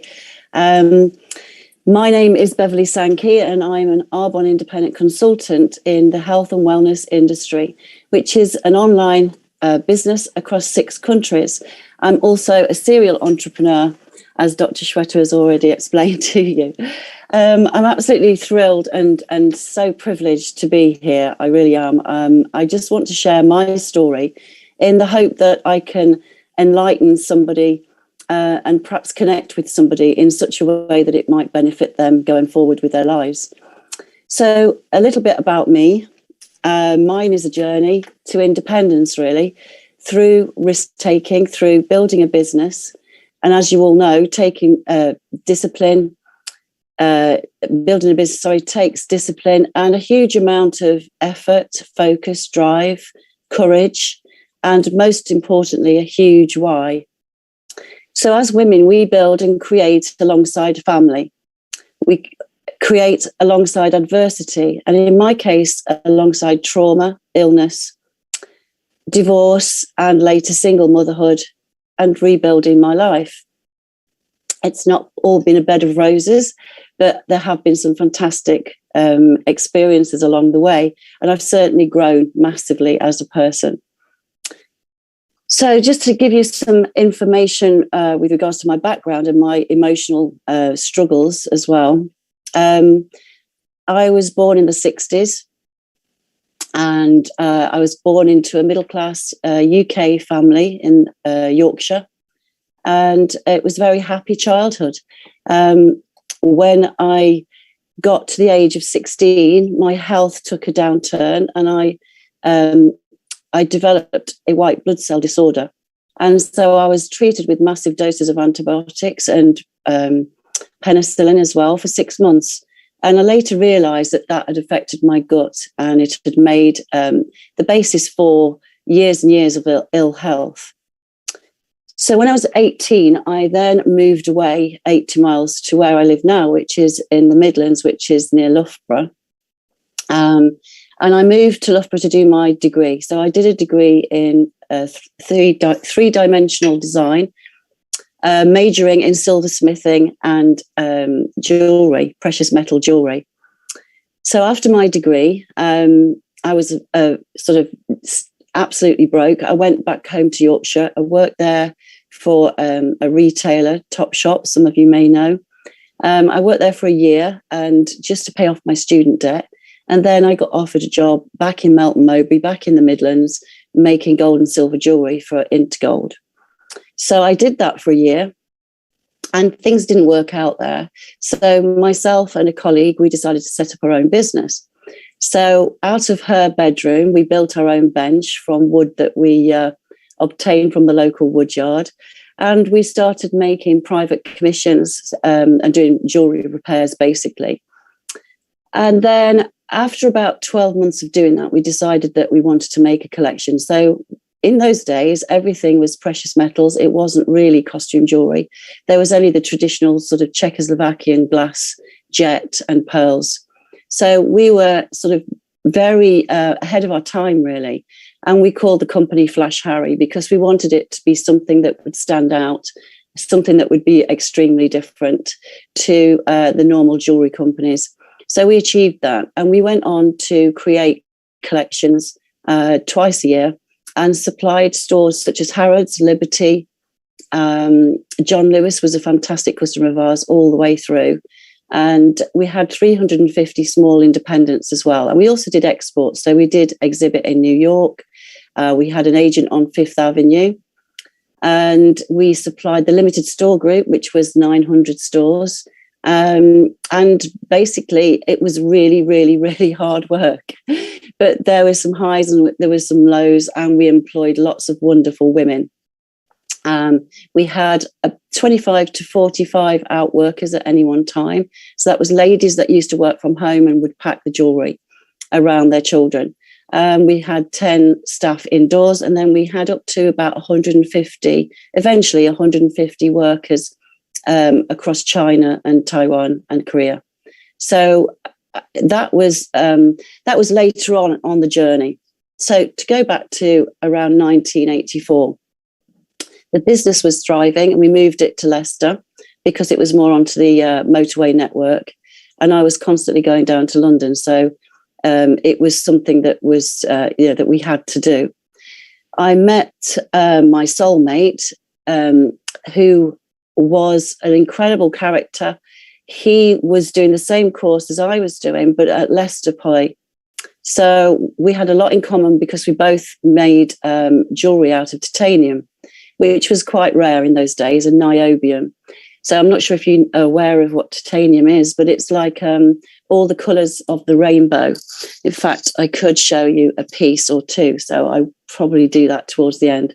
But it's a metal that is incredibly hard, it's inert, and so therefore it doesn't oxidize, and it reflects the light when you treat it with certain chemicals. So it's very, very difficult to work with. And, I worked with it in conjunction with platinum and diamonds. And it was a fantastic time, really enjoyed it. And my creativity was at its peak, I suppose. So 1986 brought devastation to my life because he died in the middle of the night, 5:30 a.m., of a heart attack when I was in bed with him. So even today, I find that incredibly difficult to speak about. But I'm sure you can understand that the sort of upheaval and the trauma that ensued as a result of that. Now, I was already 7 stone at that point. And then given the situation, the fibromyalgia, or ME as it was called, kicked in. And my health really plummeted. I was suicidal. I didn't necessarily want to live. And it was purely because of the other people, the women in my business, and my parents that kept me going, really, because I felt an overwhelming responsibility to all of those people to turn up as best I could every day. So that went on for quite some years, to be perfectly honest with you, because in those days there wasn't the counselling that's available now. I think the only counselling that was available to me was Relate, which was marriage guidance. And so that didn't work out, as you can imagine. So I basically resorted to internalizing everything and dealing with it in my own way. And work was the way that I dealt with it. So I threw myself into my work, and the business did get very successful. We obtained some very big customers like Next, and Boots was our biggest customer probably. And we shifted the business away from being designer and specialist. Later on, this was in 1998, I sought out people in Korea and decided to go more down the volume route. So that's what we did. During that period of time, I got help from a complementary medicine clinic, And so I started to learn all things naturopathic, holistics, went on elimination diet, trying to resolve the problems. They obviously understood that it was my gut. At the time, I didn't fully understand that. And so I tried to heal my gut by eliminating yeast and processed sugar, additives, all that sort of thing. So I got married in 1995. I had 2 children, 2 beautiful daughters who are now 25 and 27. One's an artist, the other one's a patisserie chef, and I'm really, really proud of them. It's been a difficult journey for them too, because they were ADHD and on the autistic spectrum, and so had learning difficulties. So the education system was another battle that I had to fight. And we got there in the end, and we got the help needed. And Lucy's gone on to get a degree. She's fantastic artist, and Rosie is qualified as a patisserie chef and is helping her partner set up an arborist business at the moment. So they're doing great. My hormones all shifted at the time of the pregnancies, and my nutrition improved because I got children to look after. So I had to sort of like start to cook, and we ate really, really well. So caring for the children and going through all of their difficulties as well completely shifted the emphasis away from my own health and meant that I needed to be in control of that health. So about 2001, we established the Far East contacts, and we're manufacturing in the Far East. So we needed bigger space. So we bought 2 factories, 2 4,000 square foot factories. And that was a really good move, because then those factories we paid off in 5 years. And then they're now in my pension. So I have a good pension based on properties from those days of successful business. So in 2005, I decided that my marriage was not serving me. And so I basically got divorced. It was a really, really difficult time because my children were about 9 and 11, which was a really horrendous time for them to, experience that. It was not what I wanted to do. But faced with I'm sure a lot of people understand this, a controlling relationship, there comes a point when you realize you have to do something about it because it's not benefiting you or the children. And so I decided that it was time to set on the road, by myself, and to do whatever I could do. And so that's what I did. And that, again, was, very disruptive. And it's not something that, we as women want to actually go through. And certainly we don't want to instigate. But when factors are outside of your control, there is a point at which you have to take control. And so that's exactly what I did. And I have absolutely no regrets. And everybody's happy. We're all happy. So that was in 2007. And basically, I'm explaining this to you because it drove me to succeed, because I was desperate for the ability to be financially independent so that I could bring up my girls without fear or without worry of, where we would live, how they would get through school. So focusing at that time entirely on money and on freedom. And that resulted in exactly that. So what I focused upon, I brought about. It was incredible. We were really successful, and the business thrived, and we did really, really well until about there was the crash in 2008, and we survived that, and we got through that. And then about 2011, I was introduced late on in November to the company Arbonne. And fantastic products, absolutely loved the products, and had no intentions of having another business. I was absolutely stressed. I couldn't cope with any other pressures whatsoever, no other demands. So that sort of got parked, but it opened up my mind to the possibilities of what else there was out there. So to fast forward to 2012, 2013, I decided to close the business. I'm really glad that I did now, because we were trading in US dollars, and the US dollar crashed from 165 down to about 120, 121. we costed everything at 165, and we made quite a bit of money in that time on the money exchanges. But knowing what I know now, we wouldn't have survived, and we would have lost all of the money within the business. So we closed the business strategically over a course of 2 years. And basically, it was because I decided that I needed to get peace in my life. I wanted some balance. I wanted to take care of my health. And most importantly, I wanted to put my 2 children first, because they were 15 and 17 then. And I realized, as women in today's world, they were going to need my support. They were going to need me around. And I felt like they'd taken second place in a lot of respects over the years. And I was never really happy about that. And a lot of people understand that living with that guilt as a woman, it does take its toll on you. It's an emotional constant in the back of your mind that shouldn't be there. It shouldn't be there at all. And I don't think my children resent what I did at all. I think they're very grateful now, because it means that, you know, you're aware and you're very present in their lives. And now I'm very present in their lives because I'm helping them to start their businesses as well. So everything always works out in the end. So mind, body and soul became very important to me. But one thing that I did learn at that time was compartmentalization gives you the ability, and it leads to results and to success. So your mind is a very powerful tool. I developed the ability to wake up every day and say thank you. Self-awareness is strength, and if channeled right with a sense of gratitude, it can help thousands. So it's all about the mindset, I think. I want to share with you the things that I learned.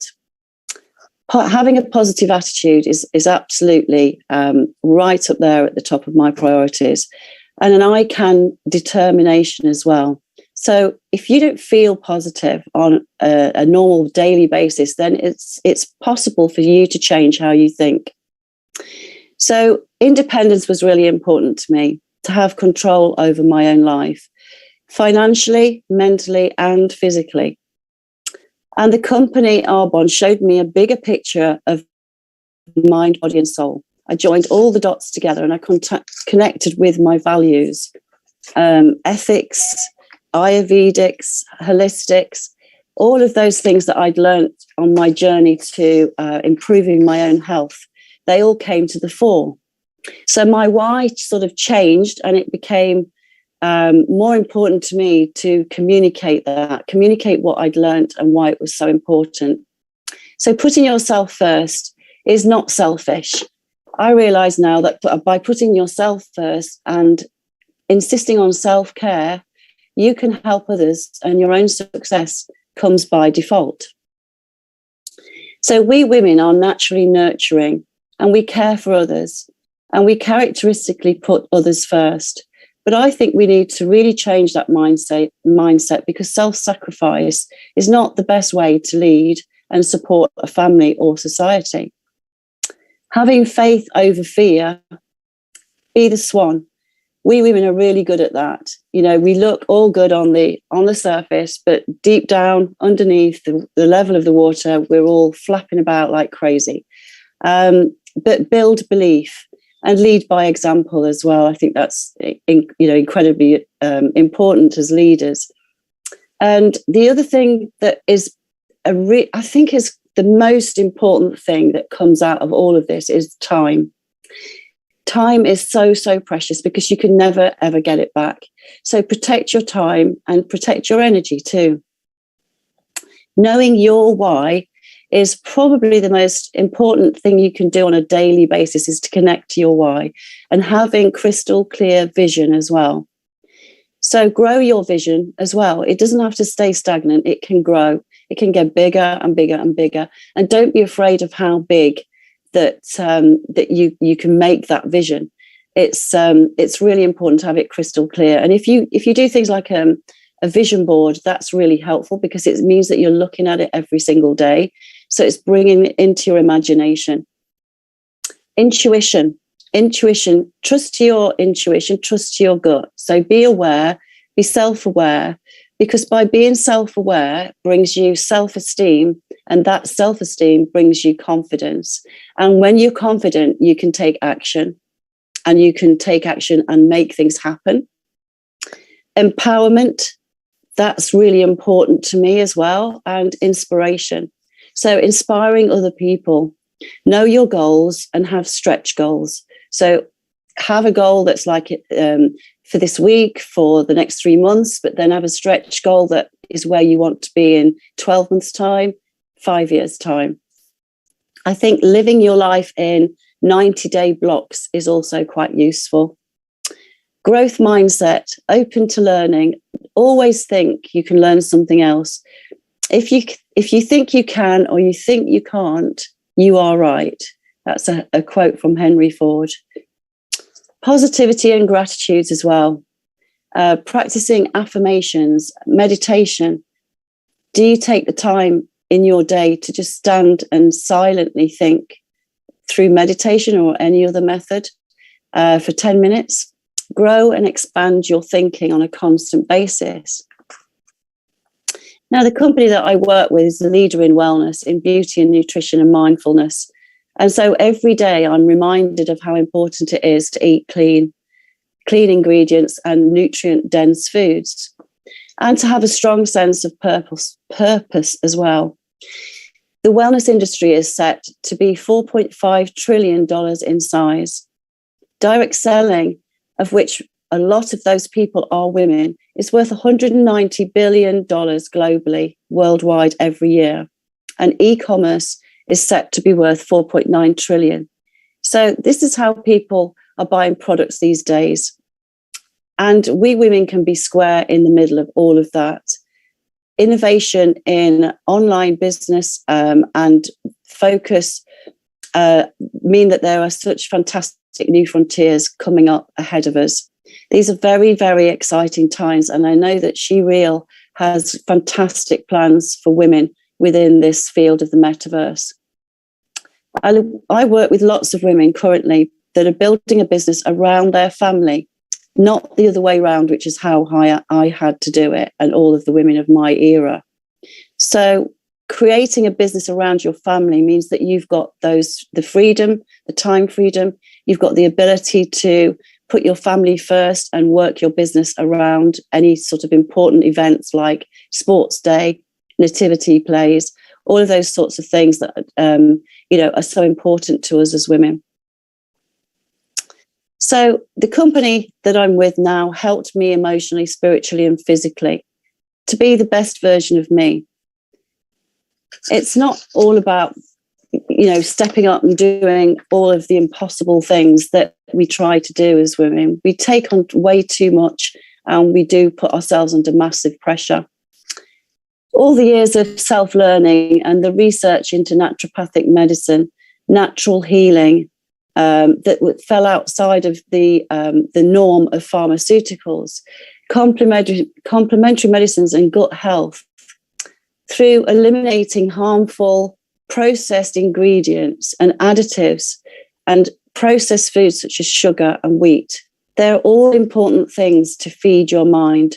If you don't put into your body what is serving it as fuel, it means that your mind is going to suffer as well. So everything works physiologically. And Arbonne has this Ayurvedic approach, which I love because it's an Eastern approach. Everybody in India will understand the Ayurvedic approach. And so for me, that's so important because it deals with the whole body. It doesn't just deal with the individual complaint. So community for me is also very important. I found a community of like-minded people who just want a better life for themselves and for their families. And community today is absolutely everything.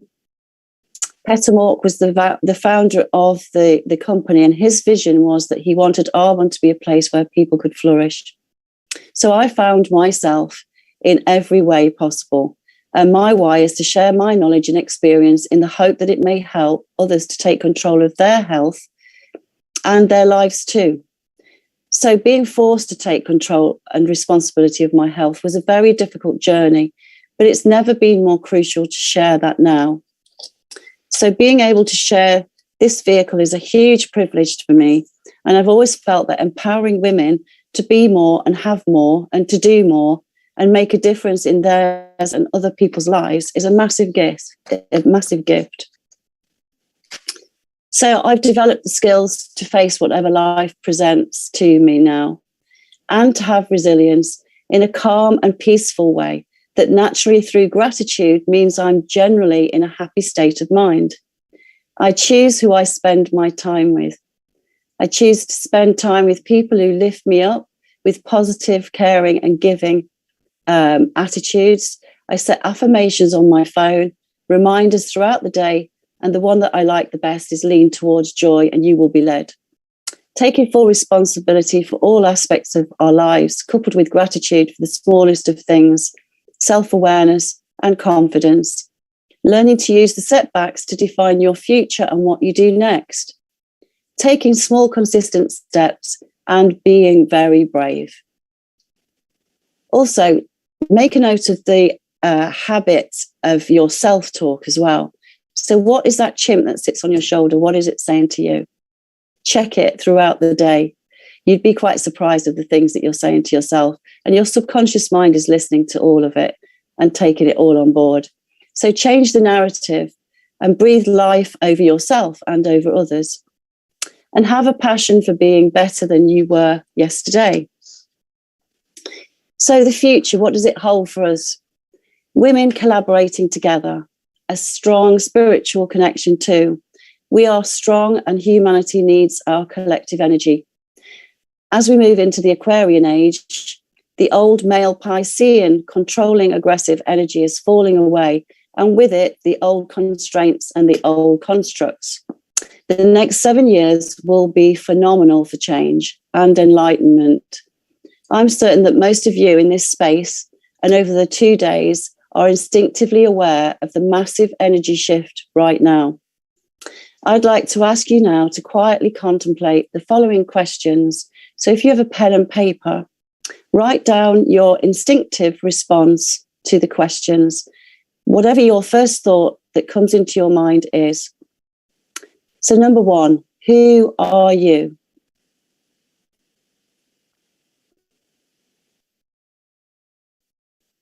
Take your time. This is not a question that you will be asked most days.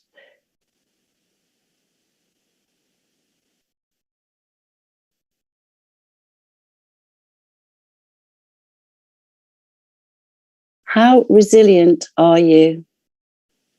Maybe you need a support mechanism or a community.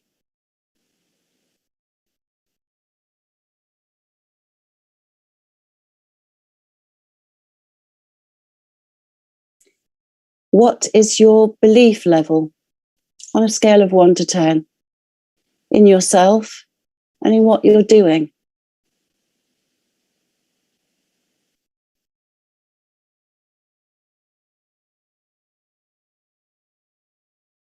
What areas of your life could you improve in?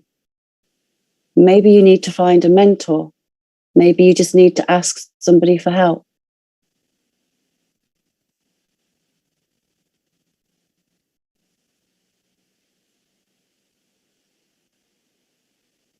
How strong is your why? Do you know your purpose?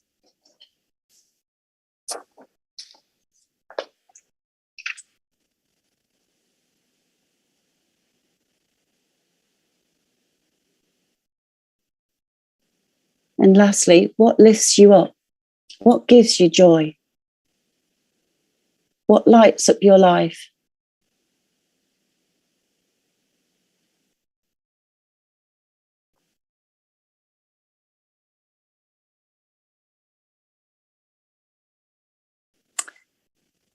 I believe that your past definitely does not define your future.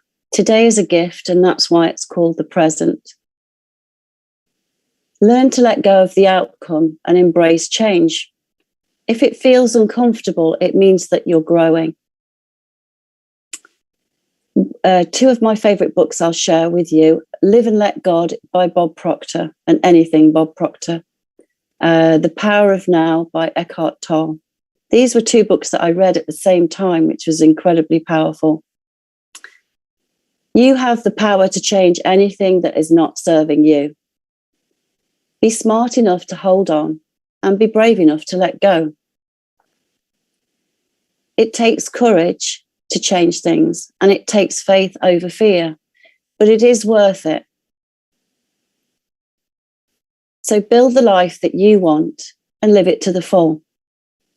Live your best life. Thank you. Thank you so much for listening. I hope there's some value there for you to take away today. Thank you, Dr. Shweta. Really a privilege to be here. Thank you. Thank you so much, Babe, because you accepted our invitation. It was wonderful talk, listening your story, your journey. And I believe that million of us will be actually taking a lesson. Don't give up. So in short, the moral of your complete journey, your story was, don't give up. Believe in yourself, which I got personally. Don't give up. Believe in yourself. And one thing very important for every woman out there, which you talked, is financial independency of a woman. Women should be financially independent to take decisions, to lead her life. For her all actions, you should be financially free. That was beautiful. And I actually, since yesterday we are running this program, we have got many stories, and every story is unique in itself. Every story is so much inspiring, and so as yours. So much hardship you have seen in life, but you never gave up. And I cannot see that thing on your face while you talk, because previously also we have interacted, and it's like so inspiring. Look at, I was in my heart, I was like, look at this lady. She has gone through so much. It was like a rose with lot of thorns, but she has never bothered about it. So this is like all to the young women, especially, who have that perception warm that we should look perfect on social media. We should be, because social media have a lot of cons and lot of effects, I would say negative effects on our body, on our mental, I would say, body. So it's take the lesson from women like Babe, who have been through so much journey, so much pain, but she never gave up. She had one vision: to be financially free, take care of her first and her daughters, and never give up. She is a serial entrepreneur, and this is the biggest example of that. She is a tech lady, and I actually, when I first met, I never thought that this journey would be there, which had actually made you. And it's for everyone who is listening right now, it's 6:45 a.m. right now there in UK, and she is live with us. This is the biggest example how much supportive she is for sisterhood and womanhood. Thank you so much, Babe, for joining us. It was actually our privilege to have you here. Thank you so much. And you're so right. Just don't give up, because everything that happens to you strengthens you. See everything as a lesson, and gratitude as well. Massively gratitude. I used to find it really difficult to be grateful. And now I just find the smallest of things, such as, today, this is massive for me. I will live on the gratefulness of this moment, because sharing your story is really difficult. It is really difficult. Yes. And it's brought, it's been a lesson to me in the last couple of days, just how nervous I've been, and how writing it down as well. It's been really difficult. So thank you for that lesson for me too. Thank you, because I can understand, and it's really, really, really incredible that you worked for this session, so that millions of young girls get inspired by you. Thank you so much, Babe. Thank you. Thank you. Goodbye. Goodbye. So, guys, we have another session lined up with us. This session has been pre-recorded because due to the time difference. So we'll be running the recording of the session. Enjoy the session, and we will be back with the live session at 1:30 with Debbie.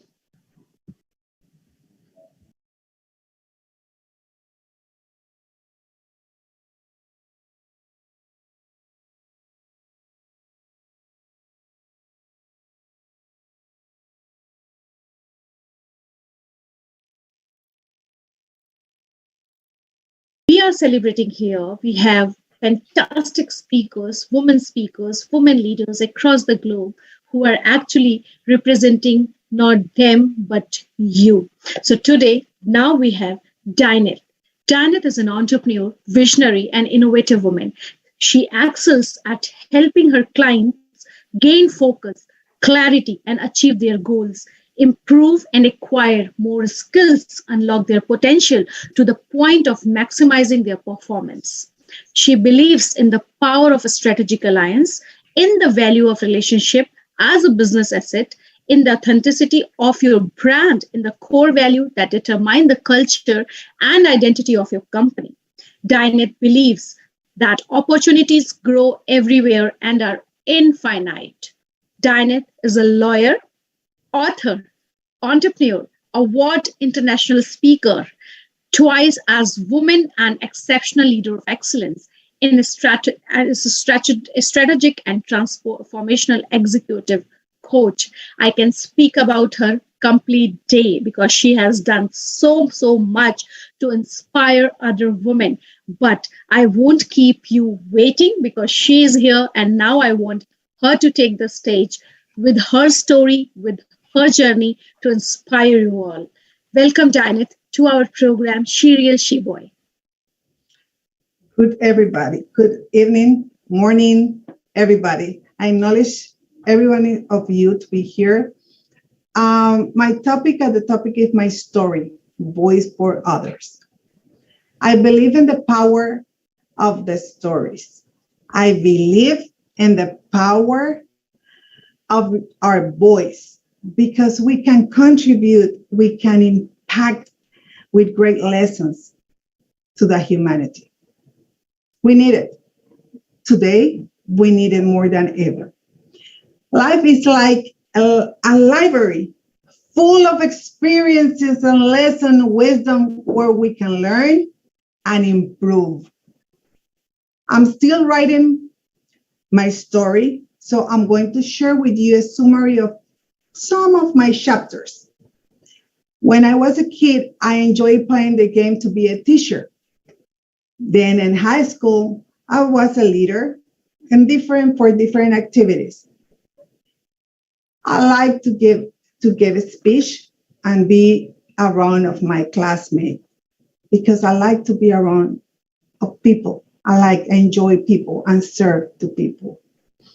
The moment that I had to select the career that I have to study, my first option was to be a teacher. The second one, I want to be a psychologist. The last one, be a lawyer. And you know what? My dad said, you will be a lawyer. So he decided for me. Was bad?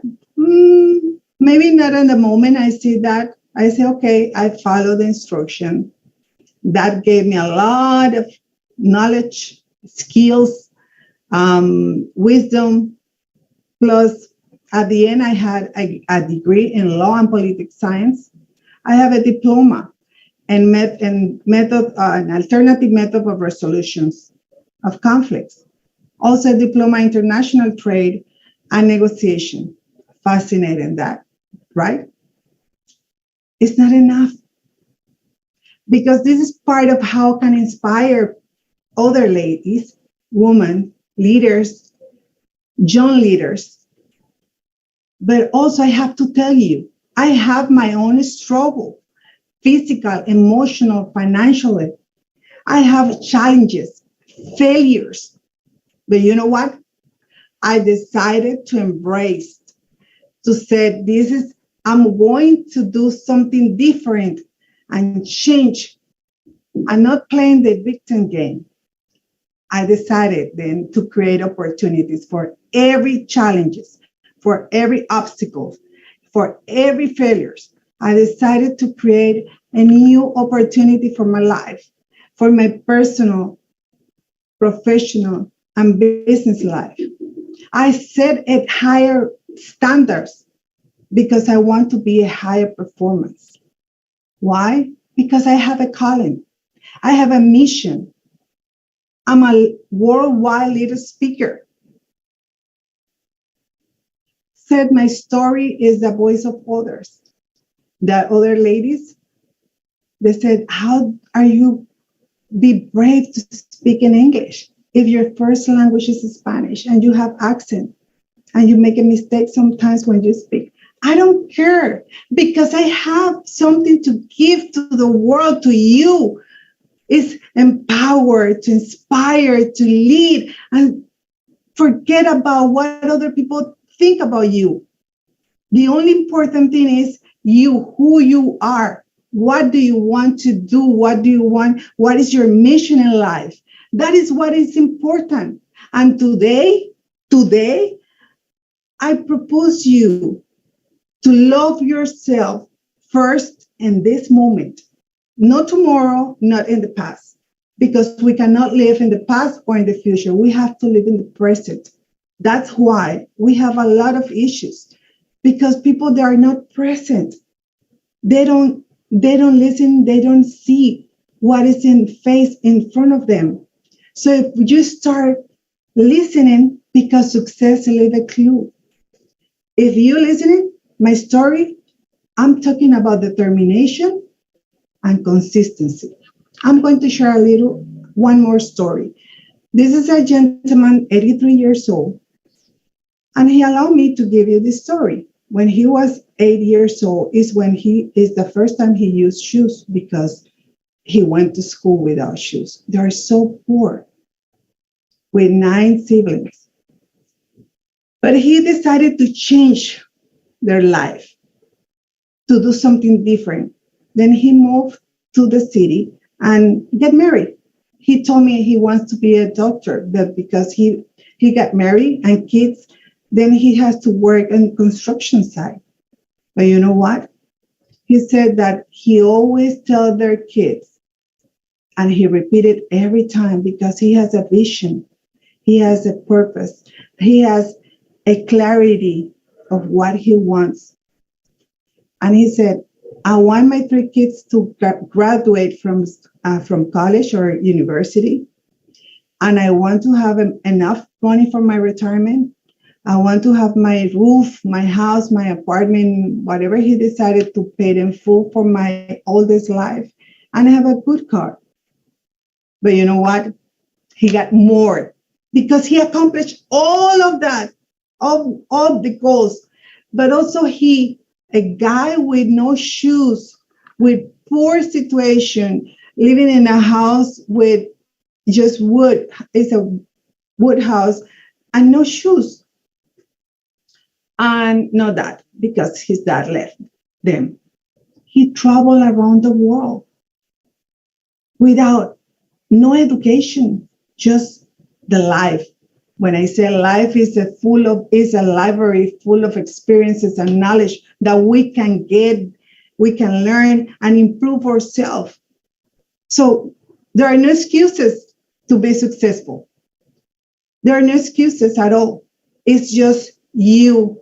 You are the only person, to stop yourself to achieve more to the future, to your present, to make a commitment to you, to your kids, or to yourself. I'm saying, ask yourself who you are. What is your calling? What is your mission in life? Enjoy the ride. Enjoy that roller coaster, because it's full of emotions and rewards, because we have a rewards. I have a lot of rewards and satisfaction when I see my clients be in successful stage and say, oh my God, that's amazing. And I know that is my mission in life. That is my purpose. I tell you, write your goals. Set a goal for 5, 10, 15 years. Depends on your age. But also set a goals, daily goals, small ones, because that helps you to build confidence. That helps you to embrace everything. And tell the people, I know what I'm doing, because what you have in your heart, what that imagination, what that dream and vision you have, maybe other person, they don't have, and they don't believe in you. You are the person who has to believe in yourself, like myself. What I'm saying also, act aligned to your thoughts. It's congruency. You have to be, the words you said, you have to make the actions behave according to your words, because people are looking and they want to trust in you. They want to like you, but they first listening and see how you behave.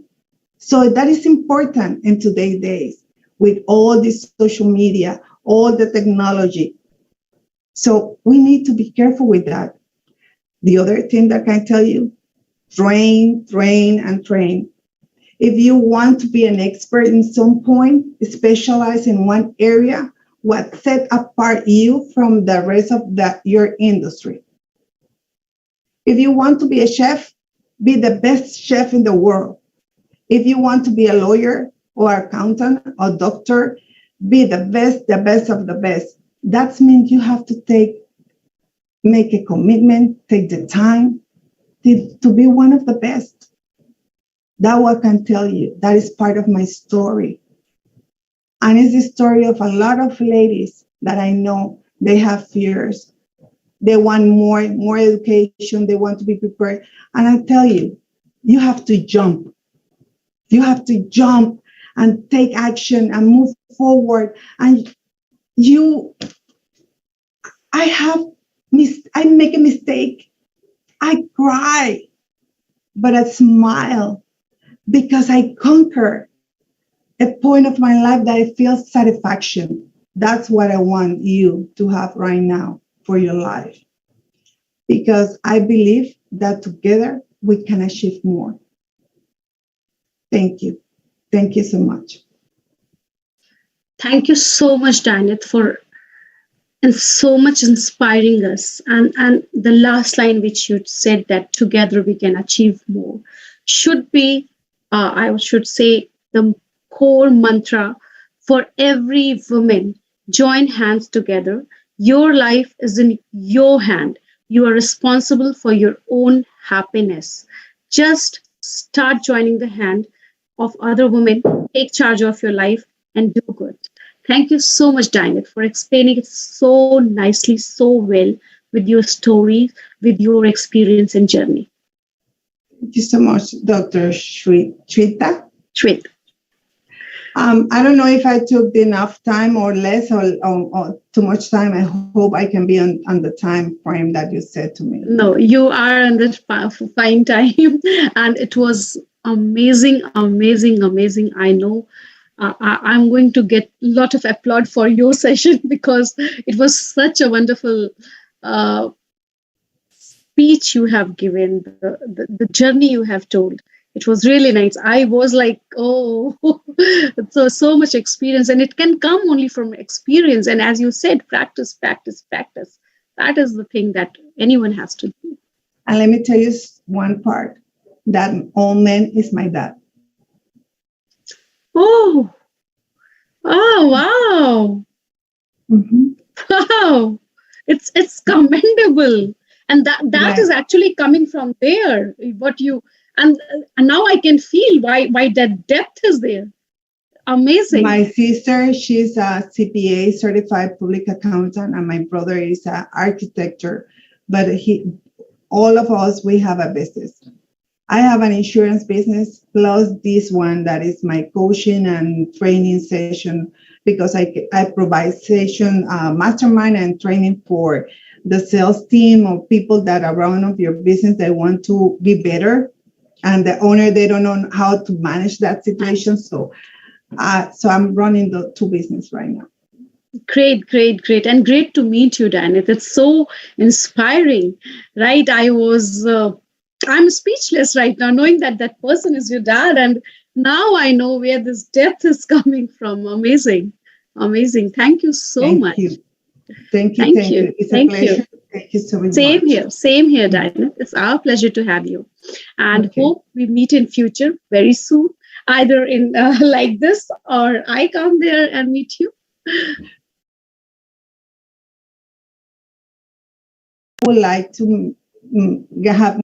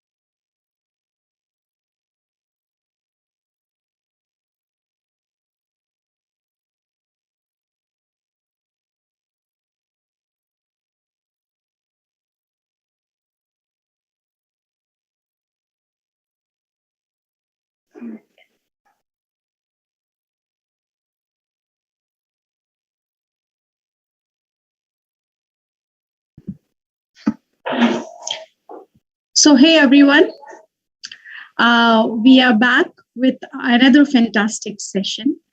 And we have a very brilliant speaker right now, Debbie Lee. She is founder of Heartening Education Institute, Global Happiness Cultivating Association. Previously, she has been with HSBC, Royal Danish Embassy, EU Chamber of Commerce. She is one of the most inspiring lady I have personally known. Thank you so much, Debbie, for joining our conference today, She Real, She Boy, on the occasion of International Women's Day. And we are honored to have you. And all this stage is now for you to begin.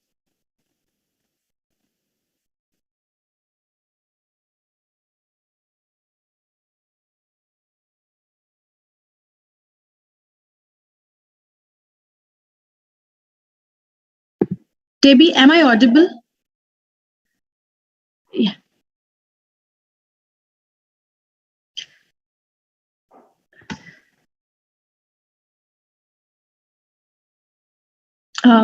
Debbie, we invite you to begin your session, begin your talk. You're muted. You're muted.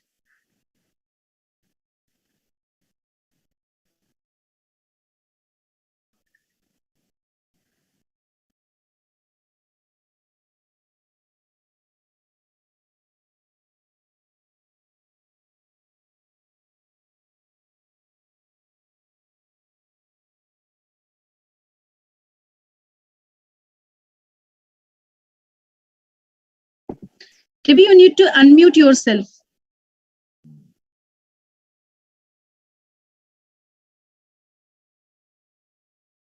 From the computer Zoom site only, you have to unmute yourself.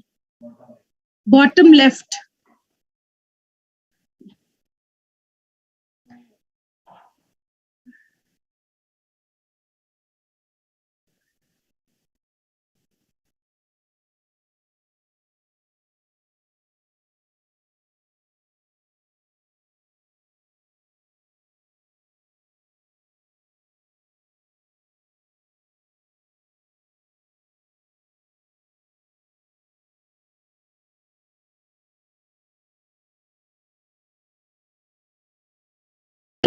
It's still muted.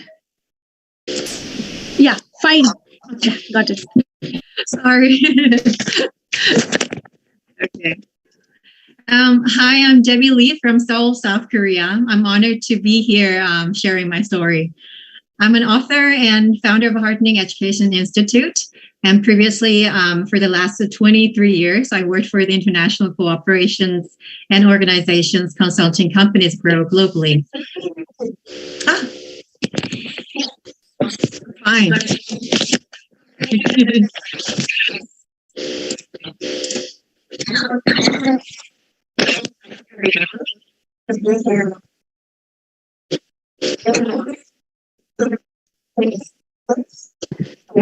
Yeah, please go ahead. It's fine. Okay. Is there? I can hear what I said beforehand, so I don't know what's. Okay, shall I just continue? Yes, we are able to hear. Okay, yeah. So previously, for the last 23 years, I worked for the international cooperations and organizations consulting companies grow globally. I helped many companies to unlock the new markets and get them to where they want to be while traveling many countries. But I'm also a mom of 2 children, so children were raised almost like they were on the swing, reaching mom this time and dad the other time. It was an easy period, but precious time at the same time. And now I'm here as an authentic myself, being an entrepreneur to share some knowledge and vision with you. My question during my career was, how are we positively overcoming blocks in balancing work and family? Korea is one of the countries where the birth rate is as low as below 1. It must have been caused by various factors, but one of them is, of course, related to women's career, as we can imagine. When I look back my past, I realized that I could work and take care of my family at the same time because there were no major physical or mental problems with my children. I could get some help from nannies, husband, and also my workplaces. I had so many episodes, ups and downs during that period. So I know how hard it is to keep everything in harmony. I think I tried my best to positively overcome almost every challenge. If this harmony breaks in any part, women have no choice but to cease their career. And we even put those women brand as a woman with a career break. Those women who do not want to be positioned in that category, they choose to remain having no children. And I also learned that those women who fully support their family without a career are sometimes considered incapable of starting their career again in the society. But actually, there are many women who overcome the blank period and get back to career life or their own business. When I gave birth to my first child, she was diagnosed as potential disabled who could not walk. I was so devastated and terrified that I could not even move from my bed. Fortunate enough, it turned out to be wrong after the whole process. But if it was a real, then I might not have had a job that I could have. Instead, I should have lived a more caregiving life for my daughter and try to find something else. Recently, there was a small movement in my district to call those women who had to quit their jobs due to family chores or other reasons a woman with a career experience, not a woman with a career break. Wow, it was really a perception change with a small correction of expression. This small perception change brought a meaningful result for those women to start their career again after receiving acknowledgement of career at home. Raising children and managing financial statement of family became another part of professional work. Tectonic shift literally means a movement of plates that make up Earth's crust, but it often refers to a new innovative goods or issue that shakes the whole industry. It is reported that when the tectonic shift occurs, we don't really recognize it immediately because we do not have much ability to predict the future and we are lack of data. And we tend to be more obsessed with the past and the present. But after a few years, we can truly recognize what's happening and how paradigm shifted. I think this small perception change about married women will create a positive paradigm that they can have a professional career, a business, whatsoever. They can be financially independent and contribute themselves to society. According to Gerd Hofstede, a Dutch social psychologist, there are 4 dimensions to cultures around the world. It's power distance, high versus low, individual versus collectivism, masculine society versus feminine society, and uncertainty avoidance index. These are commonly referred to as Hofstede's culture dimensions theory. If I focus more on this masculine society versus feminine society, masculinity stands for society where social gender roles are clearly distinct. Men are supposed to be assertive, tough, and focused on material success, whereas women are supposed to be more modest, tender, and concerned with the quality of life. In masculine cultures, men hold more positions of power, get paid more, and are expected to act in a masculine manner. Women are expected to be caretakers, get paid less, and are not fairly represented in positions of power in any field. And there are different values masculine cultures hold. They tend to prioritize financial achievement, materialistic items, and dominance. On the other hand, there are feminine cultures. Countries that are considered feminine cultures are like Sweden, Norway, the Netherlands, and Denmark, etc. According to Hofstede, feminine culture stands for a society where social gender roles overlap.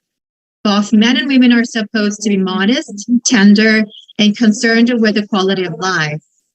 Feminine cultures tend to have loose gender roles, equal pay, female representation in most positions of power, and quality of life and relationships with people are valued over materialistic items like money, housing, expensive cars, and etc.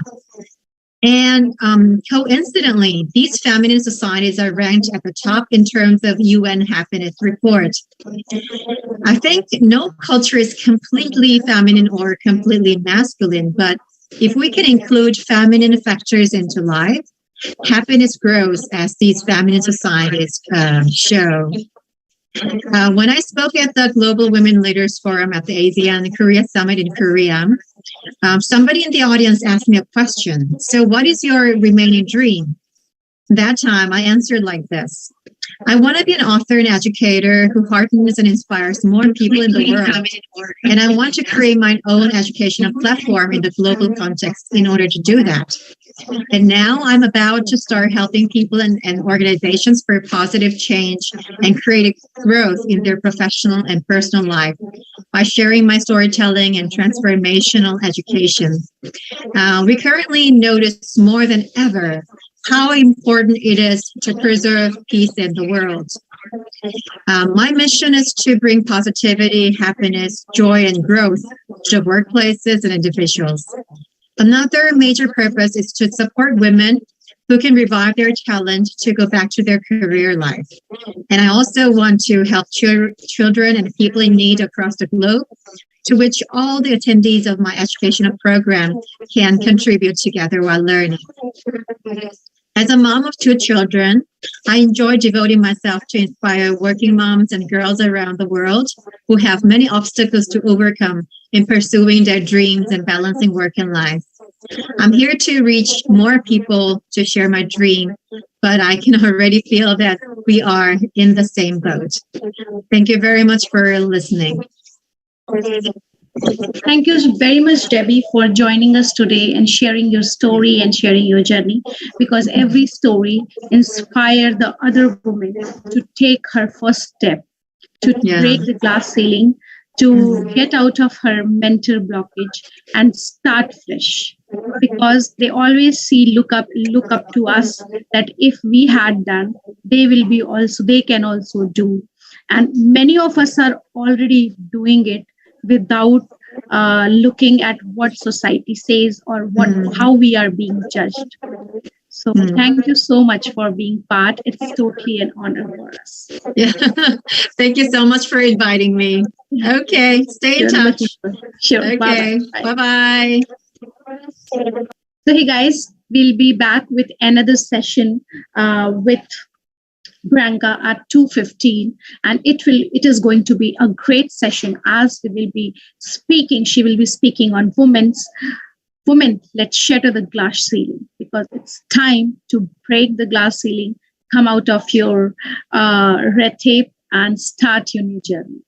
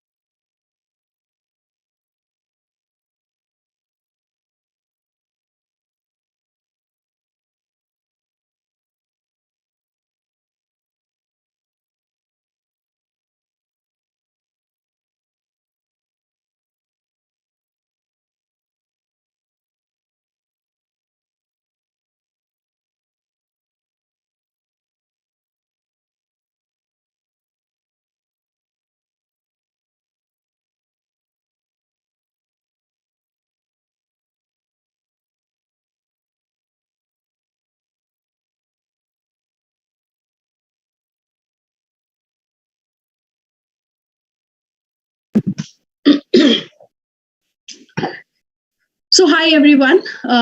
We are back with and I hope in India it's 2:15 p.m. So after lunch we are back, and we are back with one of the most wonderful ladies we have today. And I'll request all the audience here or on Facebook, and if my team gets any question from the audience, let's share with Branka, because I want to make this session a very, very, very interactive session. I'll open the dialogue once we are finished with our chat session, so that the audience can ask the question directly. And also, if we get the questions in box, we'll ask with Branka directly.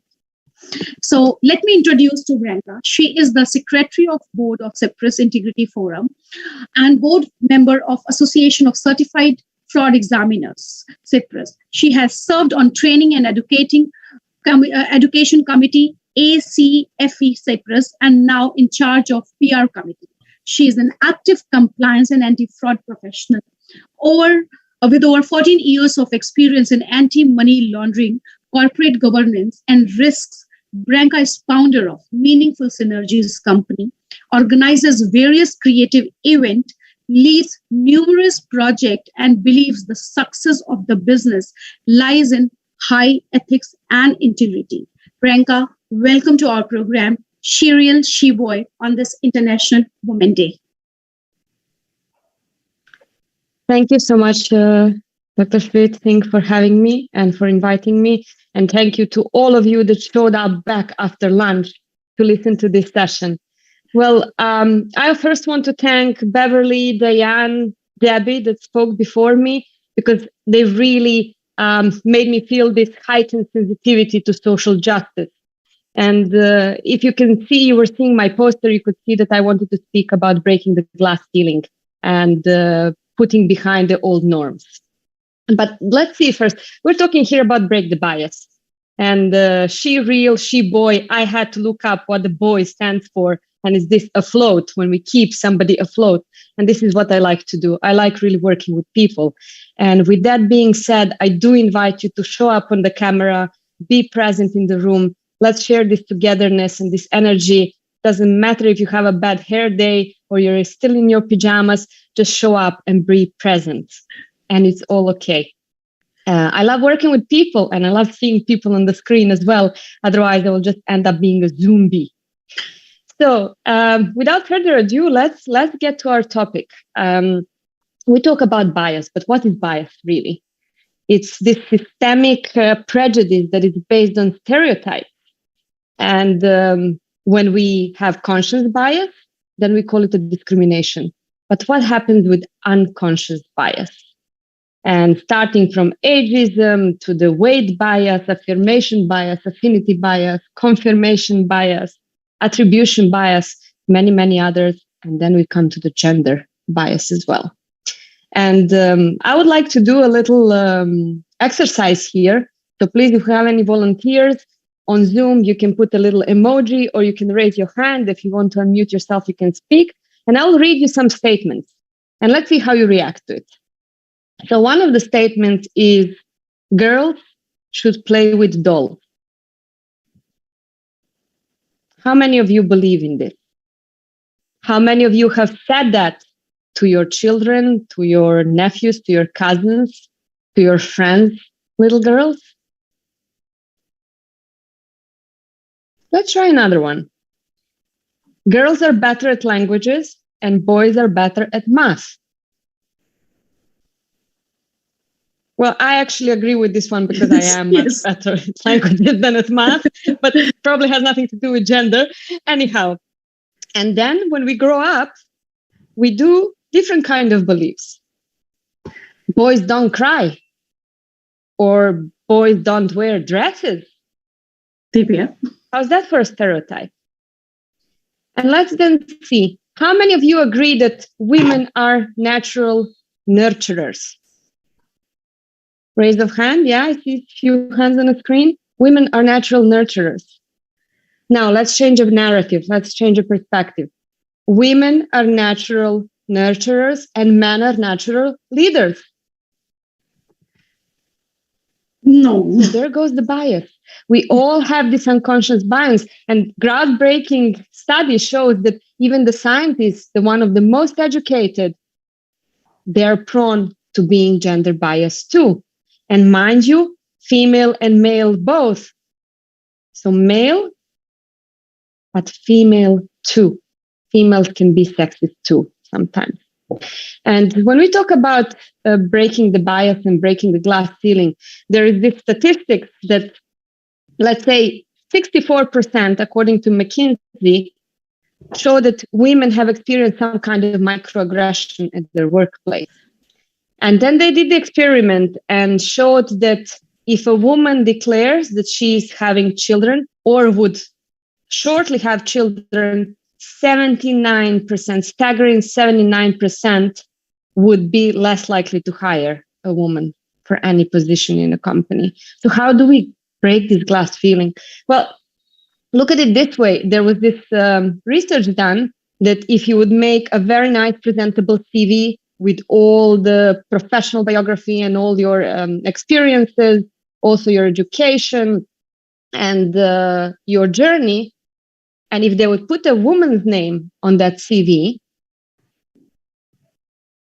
and then they would swap it with a male name on that same CV, guess what? 60% would hire that same CV if they would know it's a man.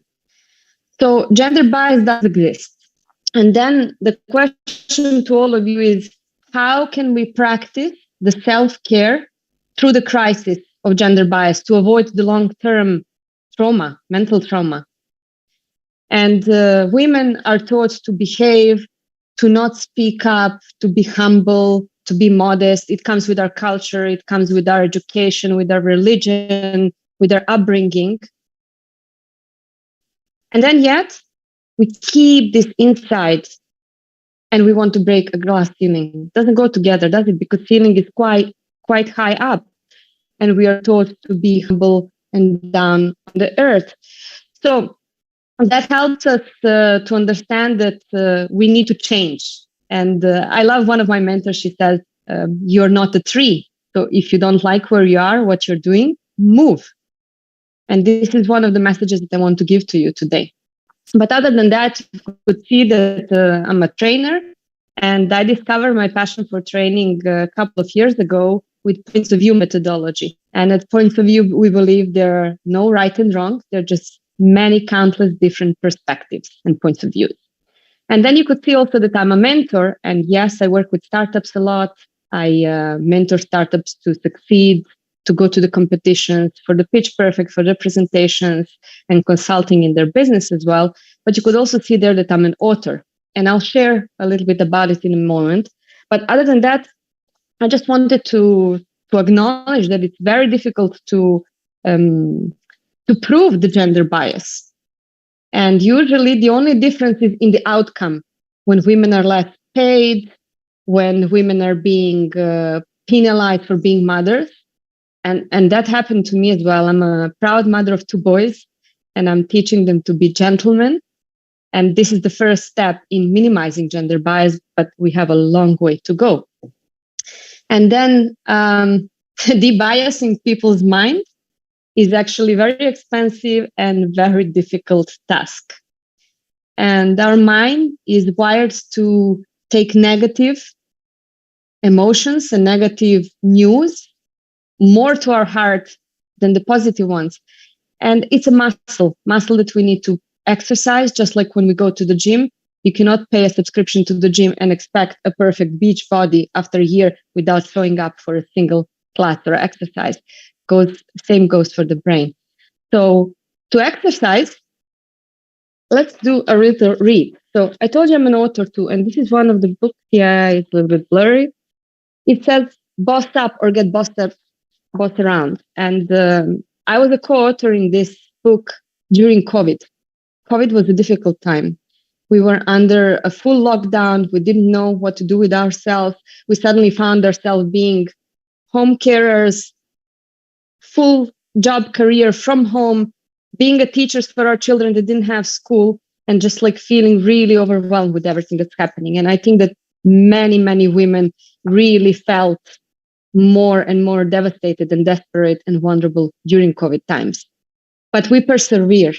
And in this book, something that I published was the 10 tips for the aspiring and for existing female entrepreneurs that want to leave their 9-to-5 jobs or that they want to change something in their life. And rather than just trying to tell you, I would read these 10 tips. And if you have pen and paper, write them down. And then if you don't, the book is available also on Amazon and it's under $5, so you can all afford it. So there we go. First one, it says, be brave. Finding a courage within one is one of the key ingredients when transitioning from a full-paid job to the authorship of entrepreneurs and being a business owner. It will help you to explore your capabilities and step out of your comfort zone, as that is where everything grows to. So be brave. That's the first one. And to be brave means also to show up. And to be brave doesn't mean not to be afraid, but to show up and have a courage despite all the fears. So the second one, and I think this is my forte, this is my superpower, and I don't know, I draw it from my within, is to be confident.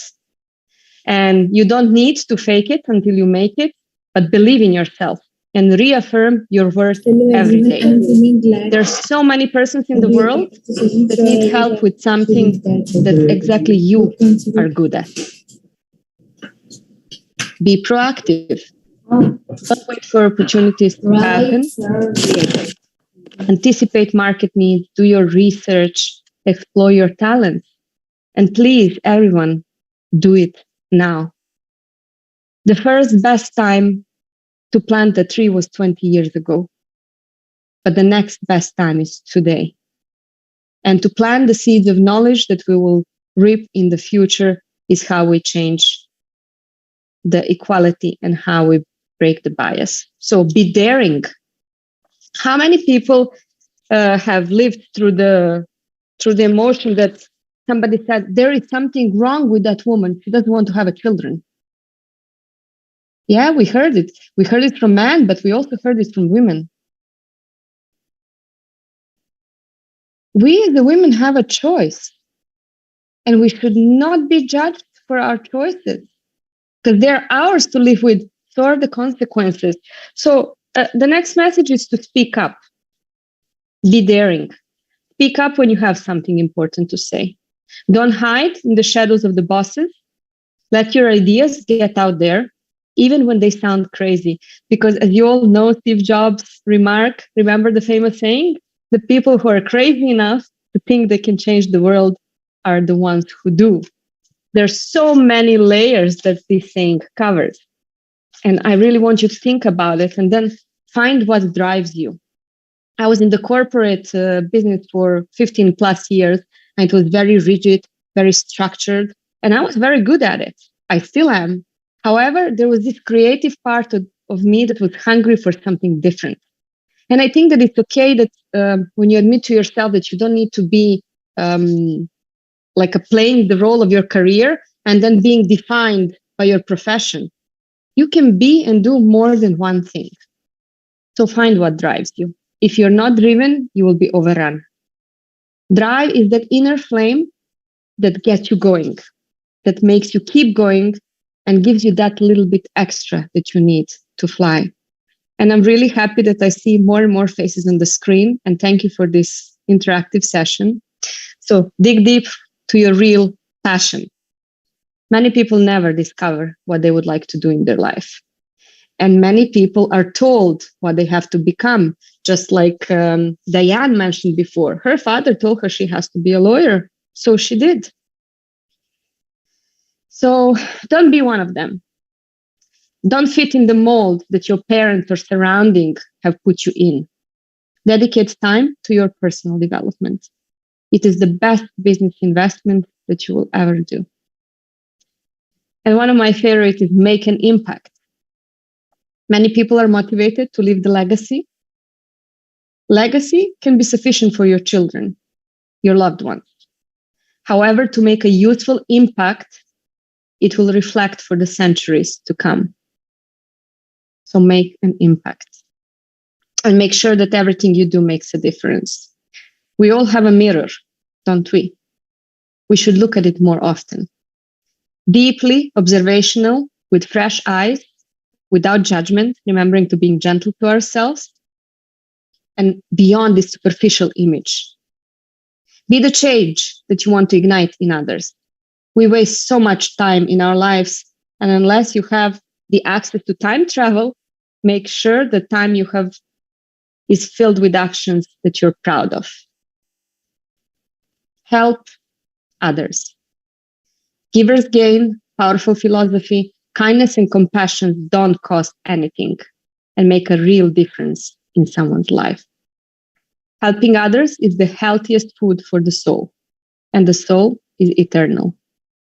Dream big and then work smart to make it happen. I often say it takes more courage to live a dream than to continue dreaming it. If you explore, reach, learn, and try, you will make it happen. Believe.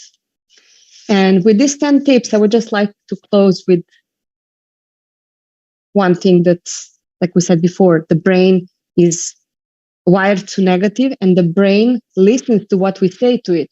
So if you get up every morning and you say to yourself, look at my wrinkles, my hair is bad, I'm too fat, I'm too thin, I'm too old, I'm too ugly, then this is what your brain will believe.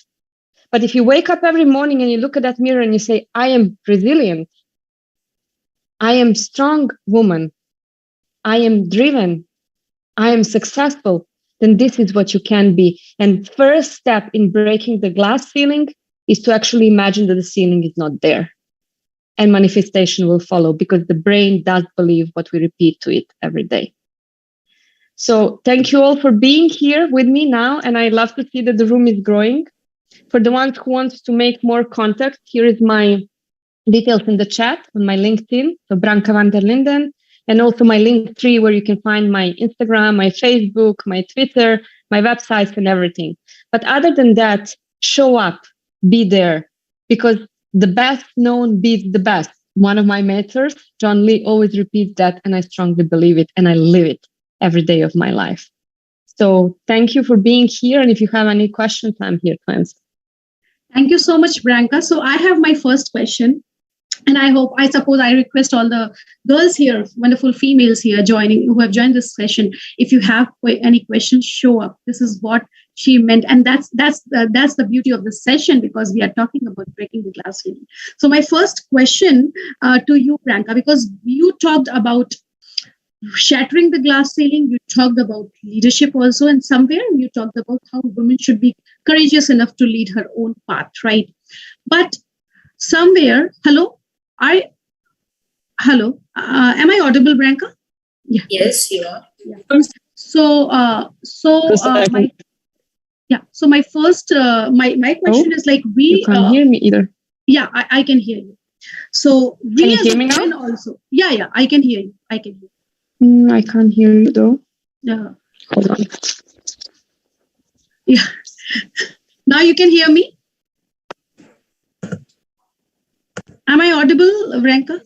Audible now? Yeah, now you're audible.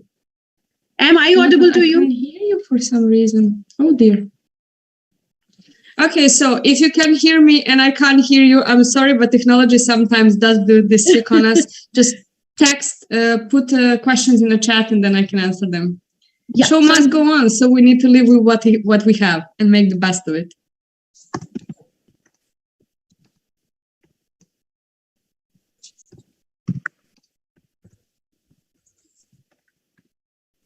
And in the meanwhile, I'm trying to fix...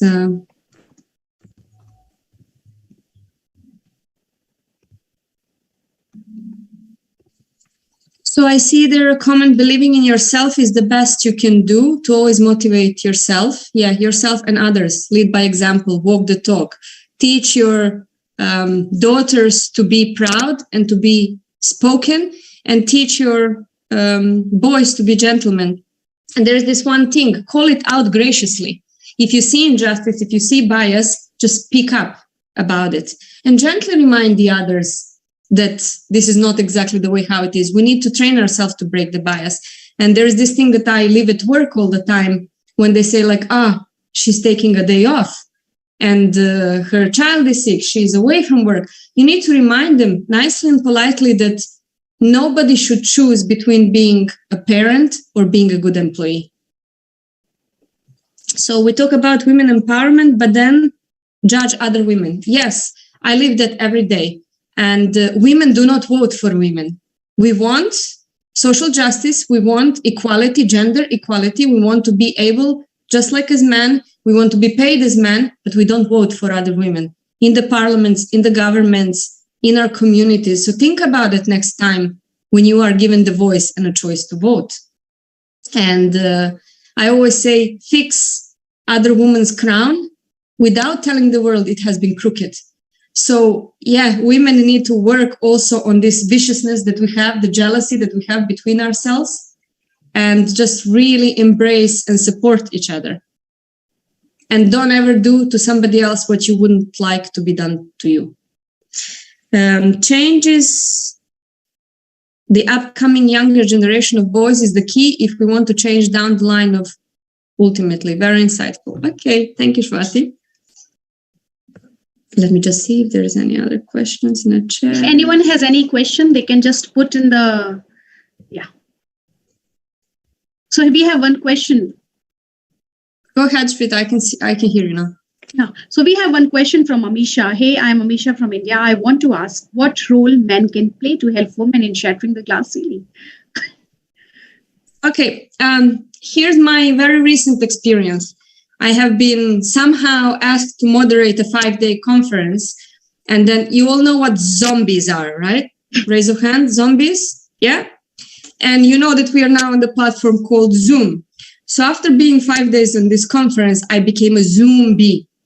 And why I'm saying that? Because as a moderator, I also had to share the presentations of the people.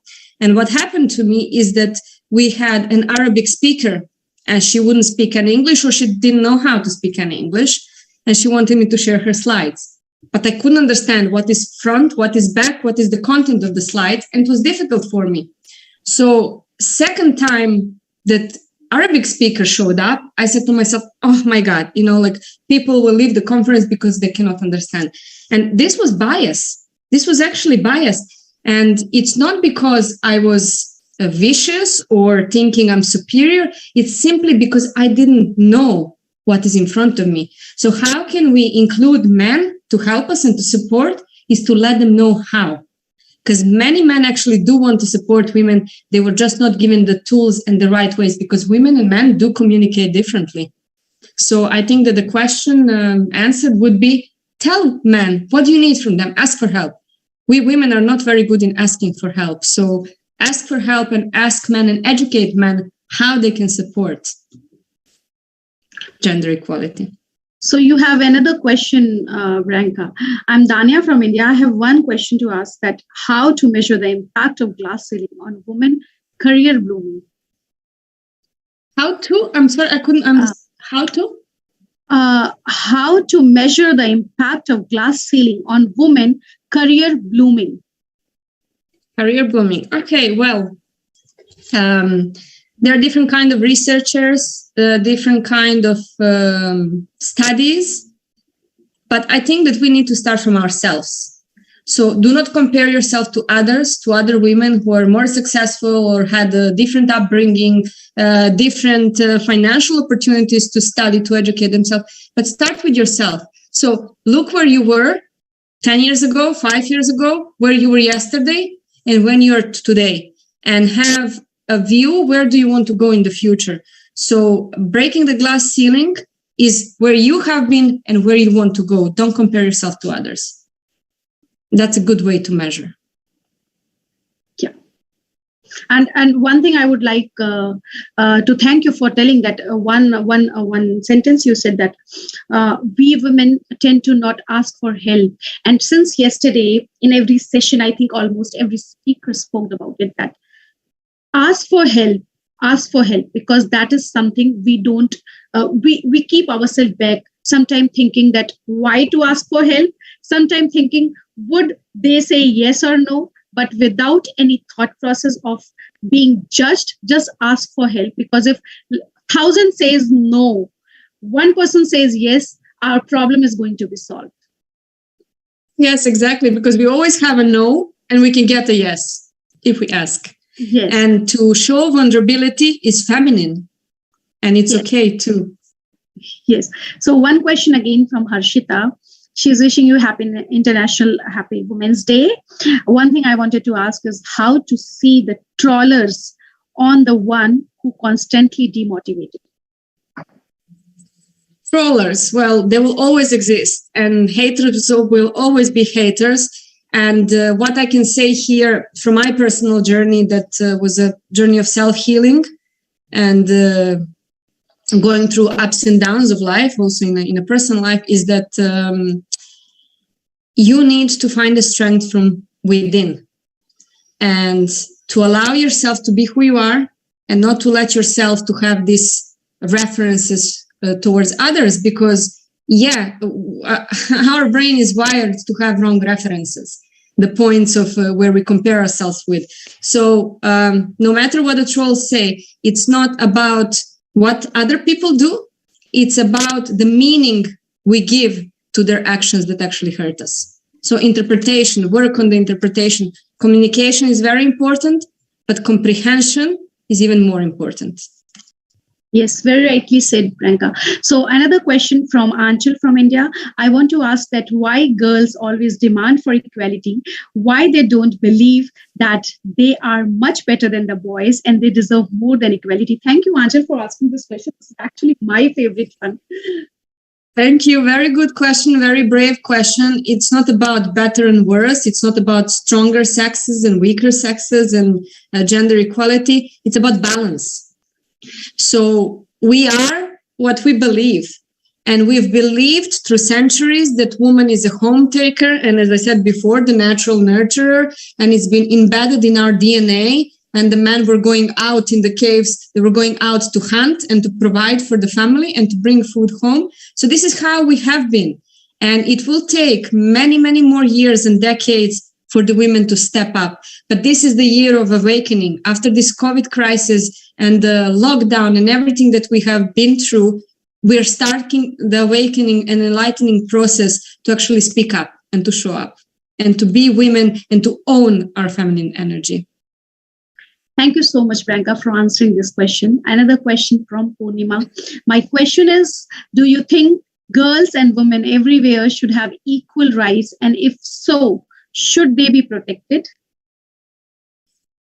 The rights always should be protected, because we should always protect the ones who cannot fight for themselves. And I'm very sensitive about child marriages and arranged marriages. And I know that in some countries, in some cultures, that's a norm. But this is why I say it's time to break the old norms and act more with the heart than with the brain, because brain puts us in trouble many, many times.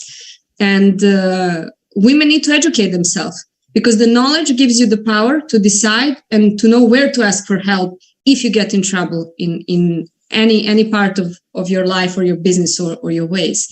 And how to protect the rights? Well, by sticking together. Because when a woman goes alone and knocks on a door, it doesn't always open the door. But if she has thousands and thousands of women behind her, having her back, then her voice is heard, and this is where we can start the real change, including changing the policies and the laws and everybody who directs and makes the human rights what they are today. Right. So another question coming from Swati. As a woman, how to stop the urge to please everyone around us, especially family members? It is difficult because I feel as a woman, I'm wired somehow to please my loved ones.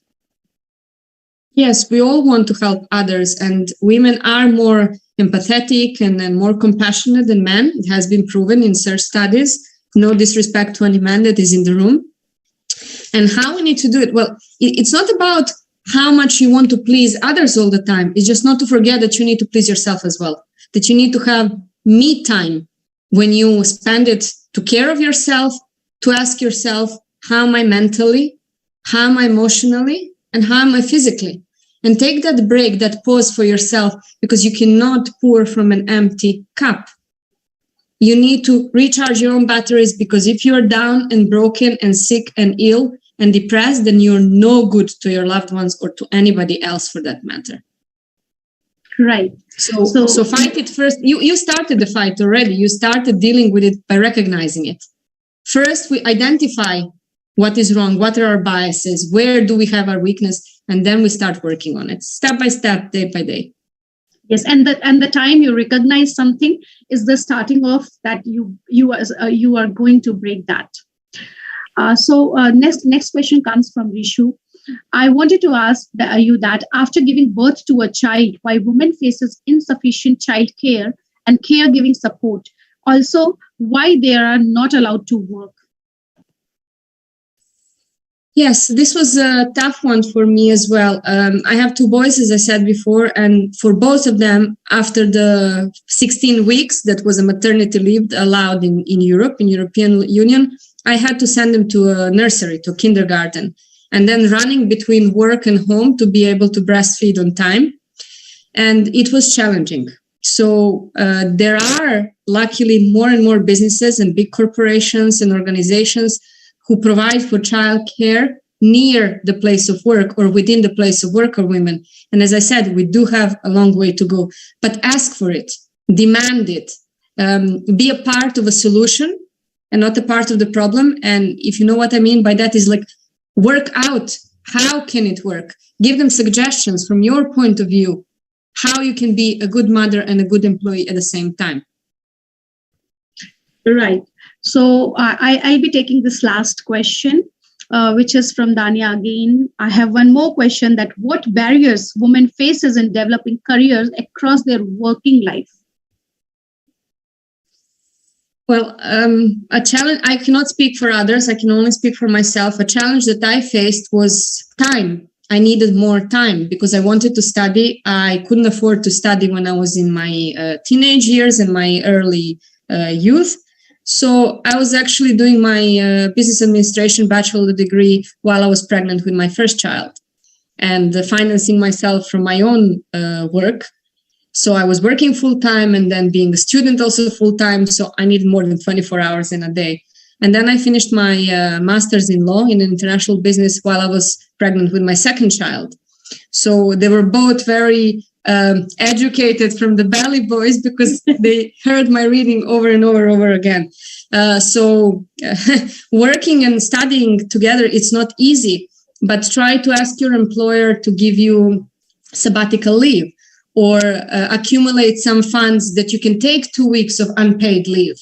Or ask your employer what would be the part of education that would be useful for their business too, and ask them to sponsor it for you or to do payment plan from your salary partially every month so you can make it happen.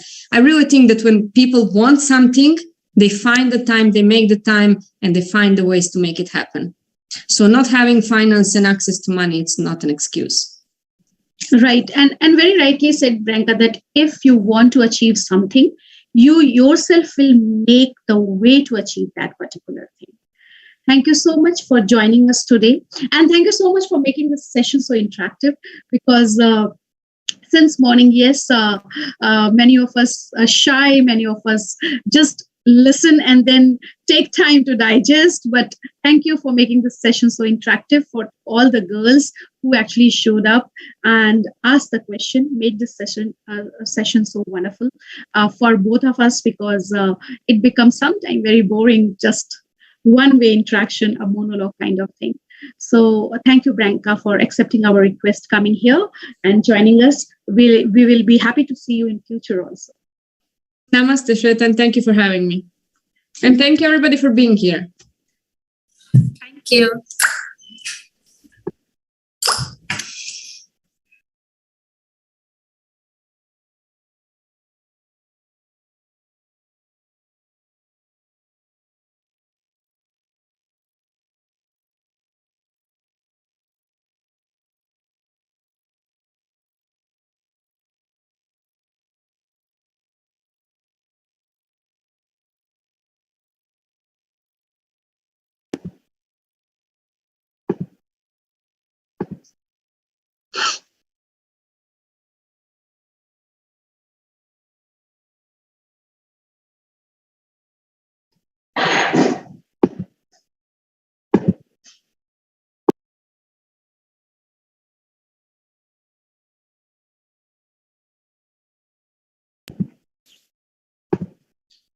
So, hey everyone, the previous session was a fantastic session where we all interacted. We talked our heart out. We discussed the questions which we actually face. And I thanks again, Branka, for taking the questions, discussing this question so well in simple language where we all understand and relating it to real life examples. Now we have another speaker lined up, Tiffany Rachel Parker, where she recorded her video and sent her story to listen and to take and learn from her experience. I'll just give you a brief about Tiffany. Tiffany is a global compassionate leadership strategist, best-selling author, and international award-winning speaker, teacher, and trainer. She has successfully coached numerous groups and individuals, highlighting level of company as well as personal achievement.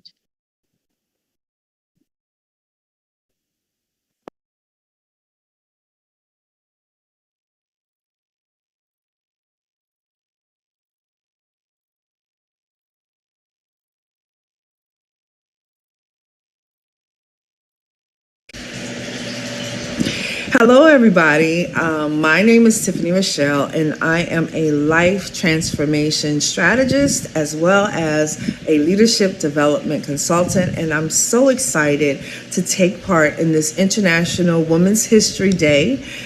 Then I would like to thank our organizers of the Women's Innovation Entrepreneurship Foundation for affording such a wonderful opportunity to so many women for us to come together and share our stories. So I just want to say thank you. So today, I want to talk about my story, being a voice for others. And as I was beginning to prepare for today, I actually had to ask myself, what part of my story is important? Which part isn't? Which part makes an impact? Which part doesn't? Which part is exciting to tell you all? Which part is going to keep you on the edge of your seat? And which part might bore you to tears? And the fact of the matter is, I don't know. I can't know. I can only share my experiences with you and believe, not hope, that what I'm sharing will resonate with those who have similar experiences. That as I share my wisdom, my knowledge, and what has happened in my life, that it will give voice to someone else who has had the same experiences and maybe has not had the courage or the opportunity to share. I hope that what I say today will resonate deep within the spirit of those who resonate and understand and agree with what I'm saying. And not only will it resonate, but it will motivate them to action, that it will activate them to begin to share their voices courageously, not only for themselves, but to ignite the flame within others so that they too may raise their voice and ignite others, and so on and so on and so on. So with that being said, I will begin my story. So apparently I'm a speaker, or so I've been told. I'm also a teacher. I'm an author. I'm a mother. I'm a wife. I'm a sister. I'm a daughter. I'm a divorcee. And then I'm a wife again. So which of these voices qualifies me to speak today? Which one of them gets to be in front of you? Well, I decided that all of them, every last one of those persons, every last one of those characteristics, every last one of those voices is showing up in full regalia today. Why? Because each of them is powerful. And all of them are worthy to be heard, because each of them is an important piece of who you see before you today. Each one of them has had a role in making me the powerful woman, the powerful leader that is taking the stage to talk to you and share her story. It's important to me that this is the biggest part of being a voice for others, is that I am not only one of these things, just as I believe neither are you. Too many of us have been tricked into believing that we're singular in function and purpose, that we can only be one thing, we can only show one side of ourselves. But I know completely, wholly, and truly that we are multidimensional beings, and that as we embrace all of the elements of who we are, all of our experiences, that we become more powerful and more confident, because we're lacking nothing, because we're not trying to take anything out. The good, the bad, and the ugly helps us to become a voice for others that may share similar stories. So how did I get here? I will say it's been a real journey. I didn't get here overnight. Today, I stand before you with all these voices in the background as a leader who develops leaders, as a leader who nurtures and cares for and loves leaders, and as a leader who has gone through journeys herself so that she may do so. I'm a woman that knows who I am. I know who I serve. And I know the legacy that I desire to leave behind. And hopefully, I'm in it. I'm working on it. And this is a piece of it. So for a long time, I felt like I didn't deserve to speak on my life. I did not believe that I had a story. I did not have tragedies and bad stories to tell. And there were so many speakers around me when I started speaking, and they were telling stories of homelessness and terror and abuse. And I truly felt unqualified because I didn't have any of that. And so I felt that I couldn't speak about my life. What was I going to tell people about? Living in a 2-parent home, in a nice home with my brothers and a loving family. I really felt disqualified. And so what I started to do was to give voice to others that I thought were voiceless. So I thought that my story wasn't big enough, wasn't powerful enough, wasn't important enough, that my job was to only speak on the lives of those who did not have a platform, or maybe did not have an opportunity to share what was going on with them. And what I didn't know is that I was actually making myself voiceless. I began to put my life, myself, my heart, my experiences on mute. I became voiceless. I was speaking all the time. I was speaking in all kinds of places. I was telling stories. And I'm not a shy person. I'm pretty confident in me. I was modeling professionally on stages.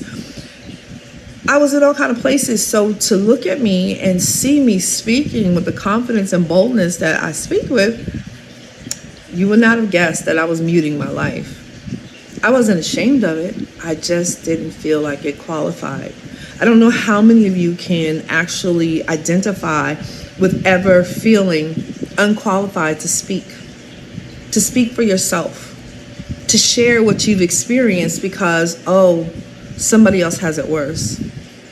Well, I just want to tell you from my own personal experience that should never be your story.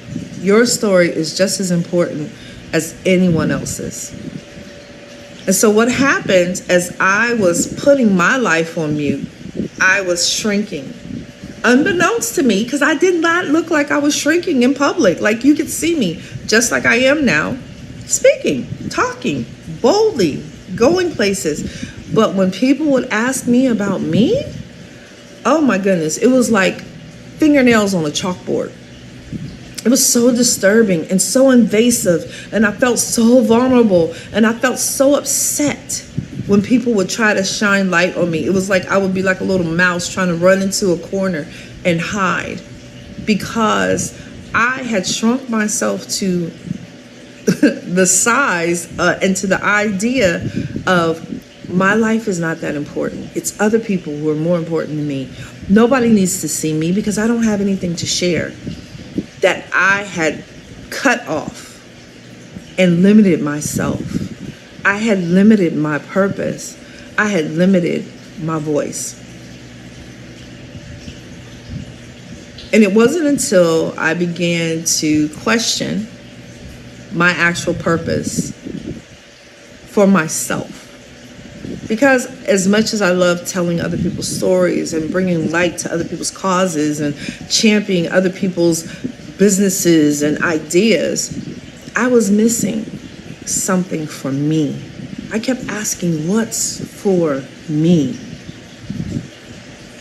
And the only way that I was able to see what was for me was to be for me first. I'm going to say that again because it might have sounded like a tongue twister. I had to be for me first in order to find out what was for me. How many of you at this time or at any other time in your life has felt like your life was not as important as the cause that you champion?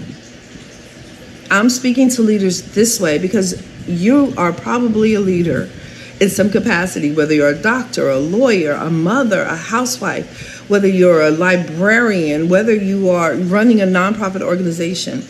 You are probably speaking on behalf of somebody else.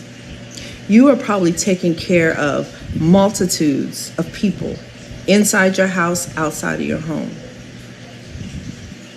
How have you decided that your voice is not important?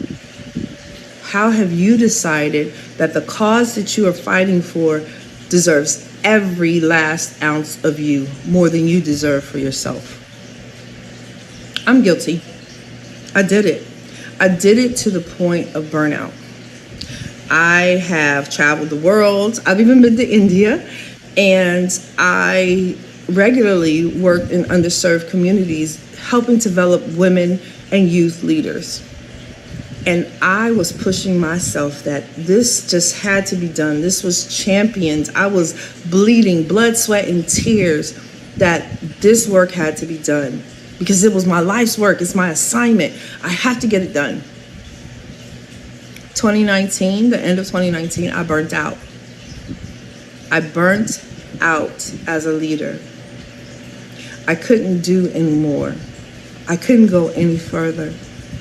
I could not help another person. And the funny thing is, all along I thought because I would go to the spa or I would get a massage or I would take time to go on a vacation that I was taking care of me, and I wasn't. The problem was I had not recognized my authority over my life and the importance of my life. More than just the cause, more than just the thing I was championing, I was important. I am important. And when I realized that, I was able to sit down and take a break. Just before the pandemic, I took a break, which I thought was going to be only a month or two. Well, 2 years later, here we are. And I can stand before you powerfully, unapologetically, authentically, and say that that break that I took to come to my senses about my story helped me to be where I am right now. During the pandemic, I wrote and I completed a book, and it was a bestseller, and it's called Dear Leader. I love the stories that are in that book because it's not just other people's stories. It's my story. It's my voice. But it's also the stories of leaders. And I think if there's anything that I would like for those of us that are here today to get, is that you are important. You are just as important as your assignment. You are just as important as the purpose that you've been given in your life, whether you inherited from a family line, whether you were divinely guided into it, or whether it became a passion that you just sought out in your heart. You are important. Your healing, your health, your voice. When I wrote Dear Leader, I wrote it from the deepest, most authentic places about the things that I had experienced personally, as well as those experiences that I had encountered through my clients, through family members, through other leaders around me. And what I would say over the overarching understanding is that we as leaders must learn to value the inner voice, not just the one that we share with the public, not just the one that other people are following. We must learn to honor the voice that says, rest, the voice that says, sit down, the voice that says, you are loved. And I think too many of the leaders that I've encountered, myself included, have gone through our assignments and have gone through our work feeling like we too were not loved and we were not valued. But our assignment was more important than we are. And I just want to say that regardless of your background, regardless of your beliefs, regardless of your orientation, your culture, your race, you are important. If you are here in this world, you are important. Your voice is important. I had to learn that for myself in order to move forward in my purpose, is that my voice is not just important to be heard by others, but it's important for me to hear myself. And I hope that you will listen to this and be motivated to listen to what is being said to you inside. If that voice is saying, girl, you have to rest, then girl, you have to rest. If that voice is saying, you know what, you're feeling a little neglected, you need to find a space to be quiet and be loved, do it. The world will not stop spinning. Your cause will not go to waste. Your voice is powerful and important. So I hope that by sharing my story and by sharing my experience and by sharing my leadership, that it would give birth and ignite other voices. Because sometimes the voiceless that we're speaking out for is really ourselves. And I hope that you are not putting your life on mute because you think that you're not important, because you are. We are. That's why we're here together. So in all of the world saving and hurt healing and love spewing that we do as women, as mothers, as lovers, as wives, make sure that you save a little bit of that for yourself. And understand that my story is your story is my story, and that together our voices will change the world. So I thank you for this time. I thank you for sharing it with me. I thank you again for being a part of this wonderful collaborative effort. And I look forward to seeing you, my sisters, in the future. And I look forward to hearing you loud and clear as you raise your voices in this world. Goodbye.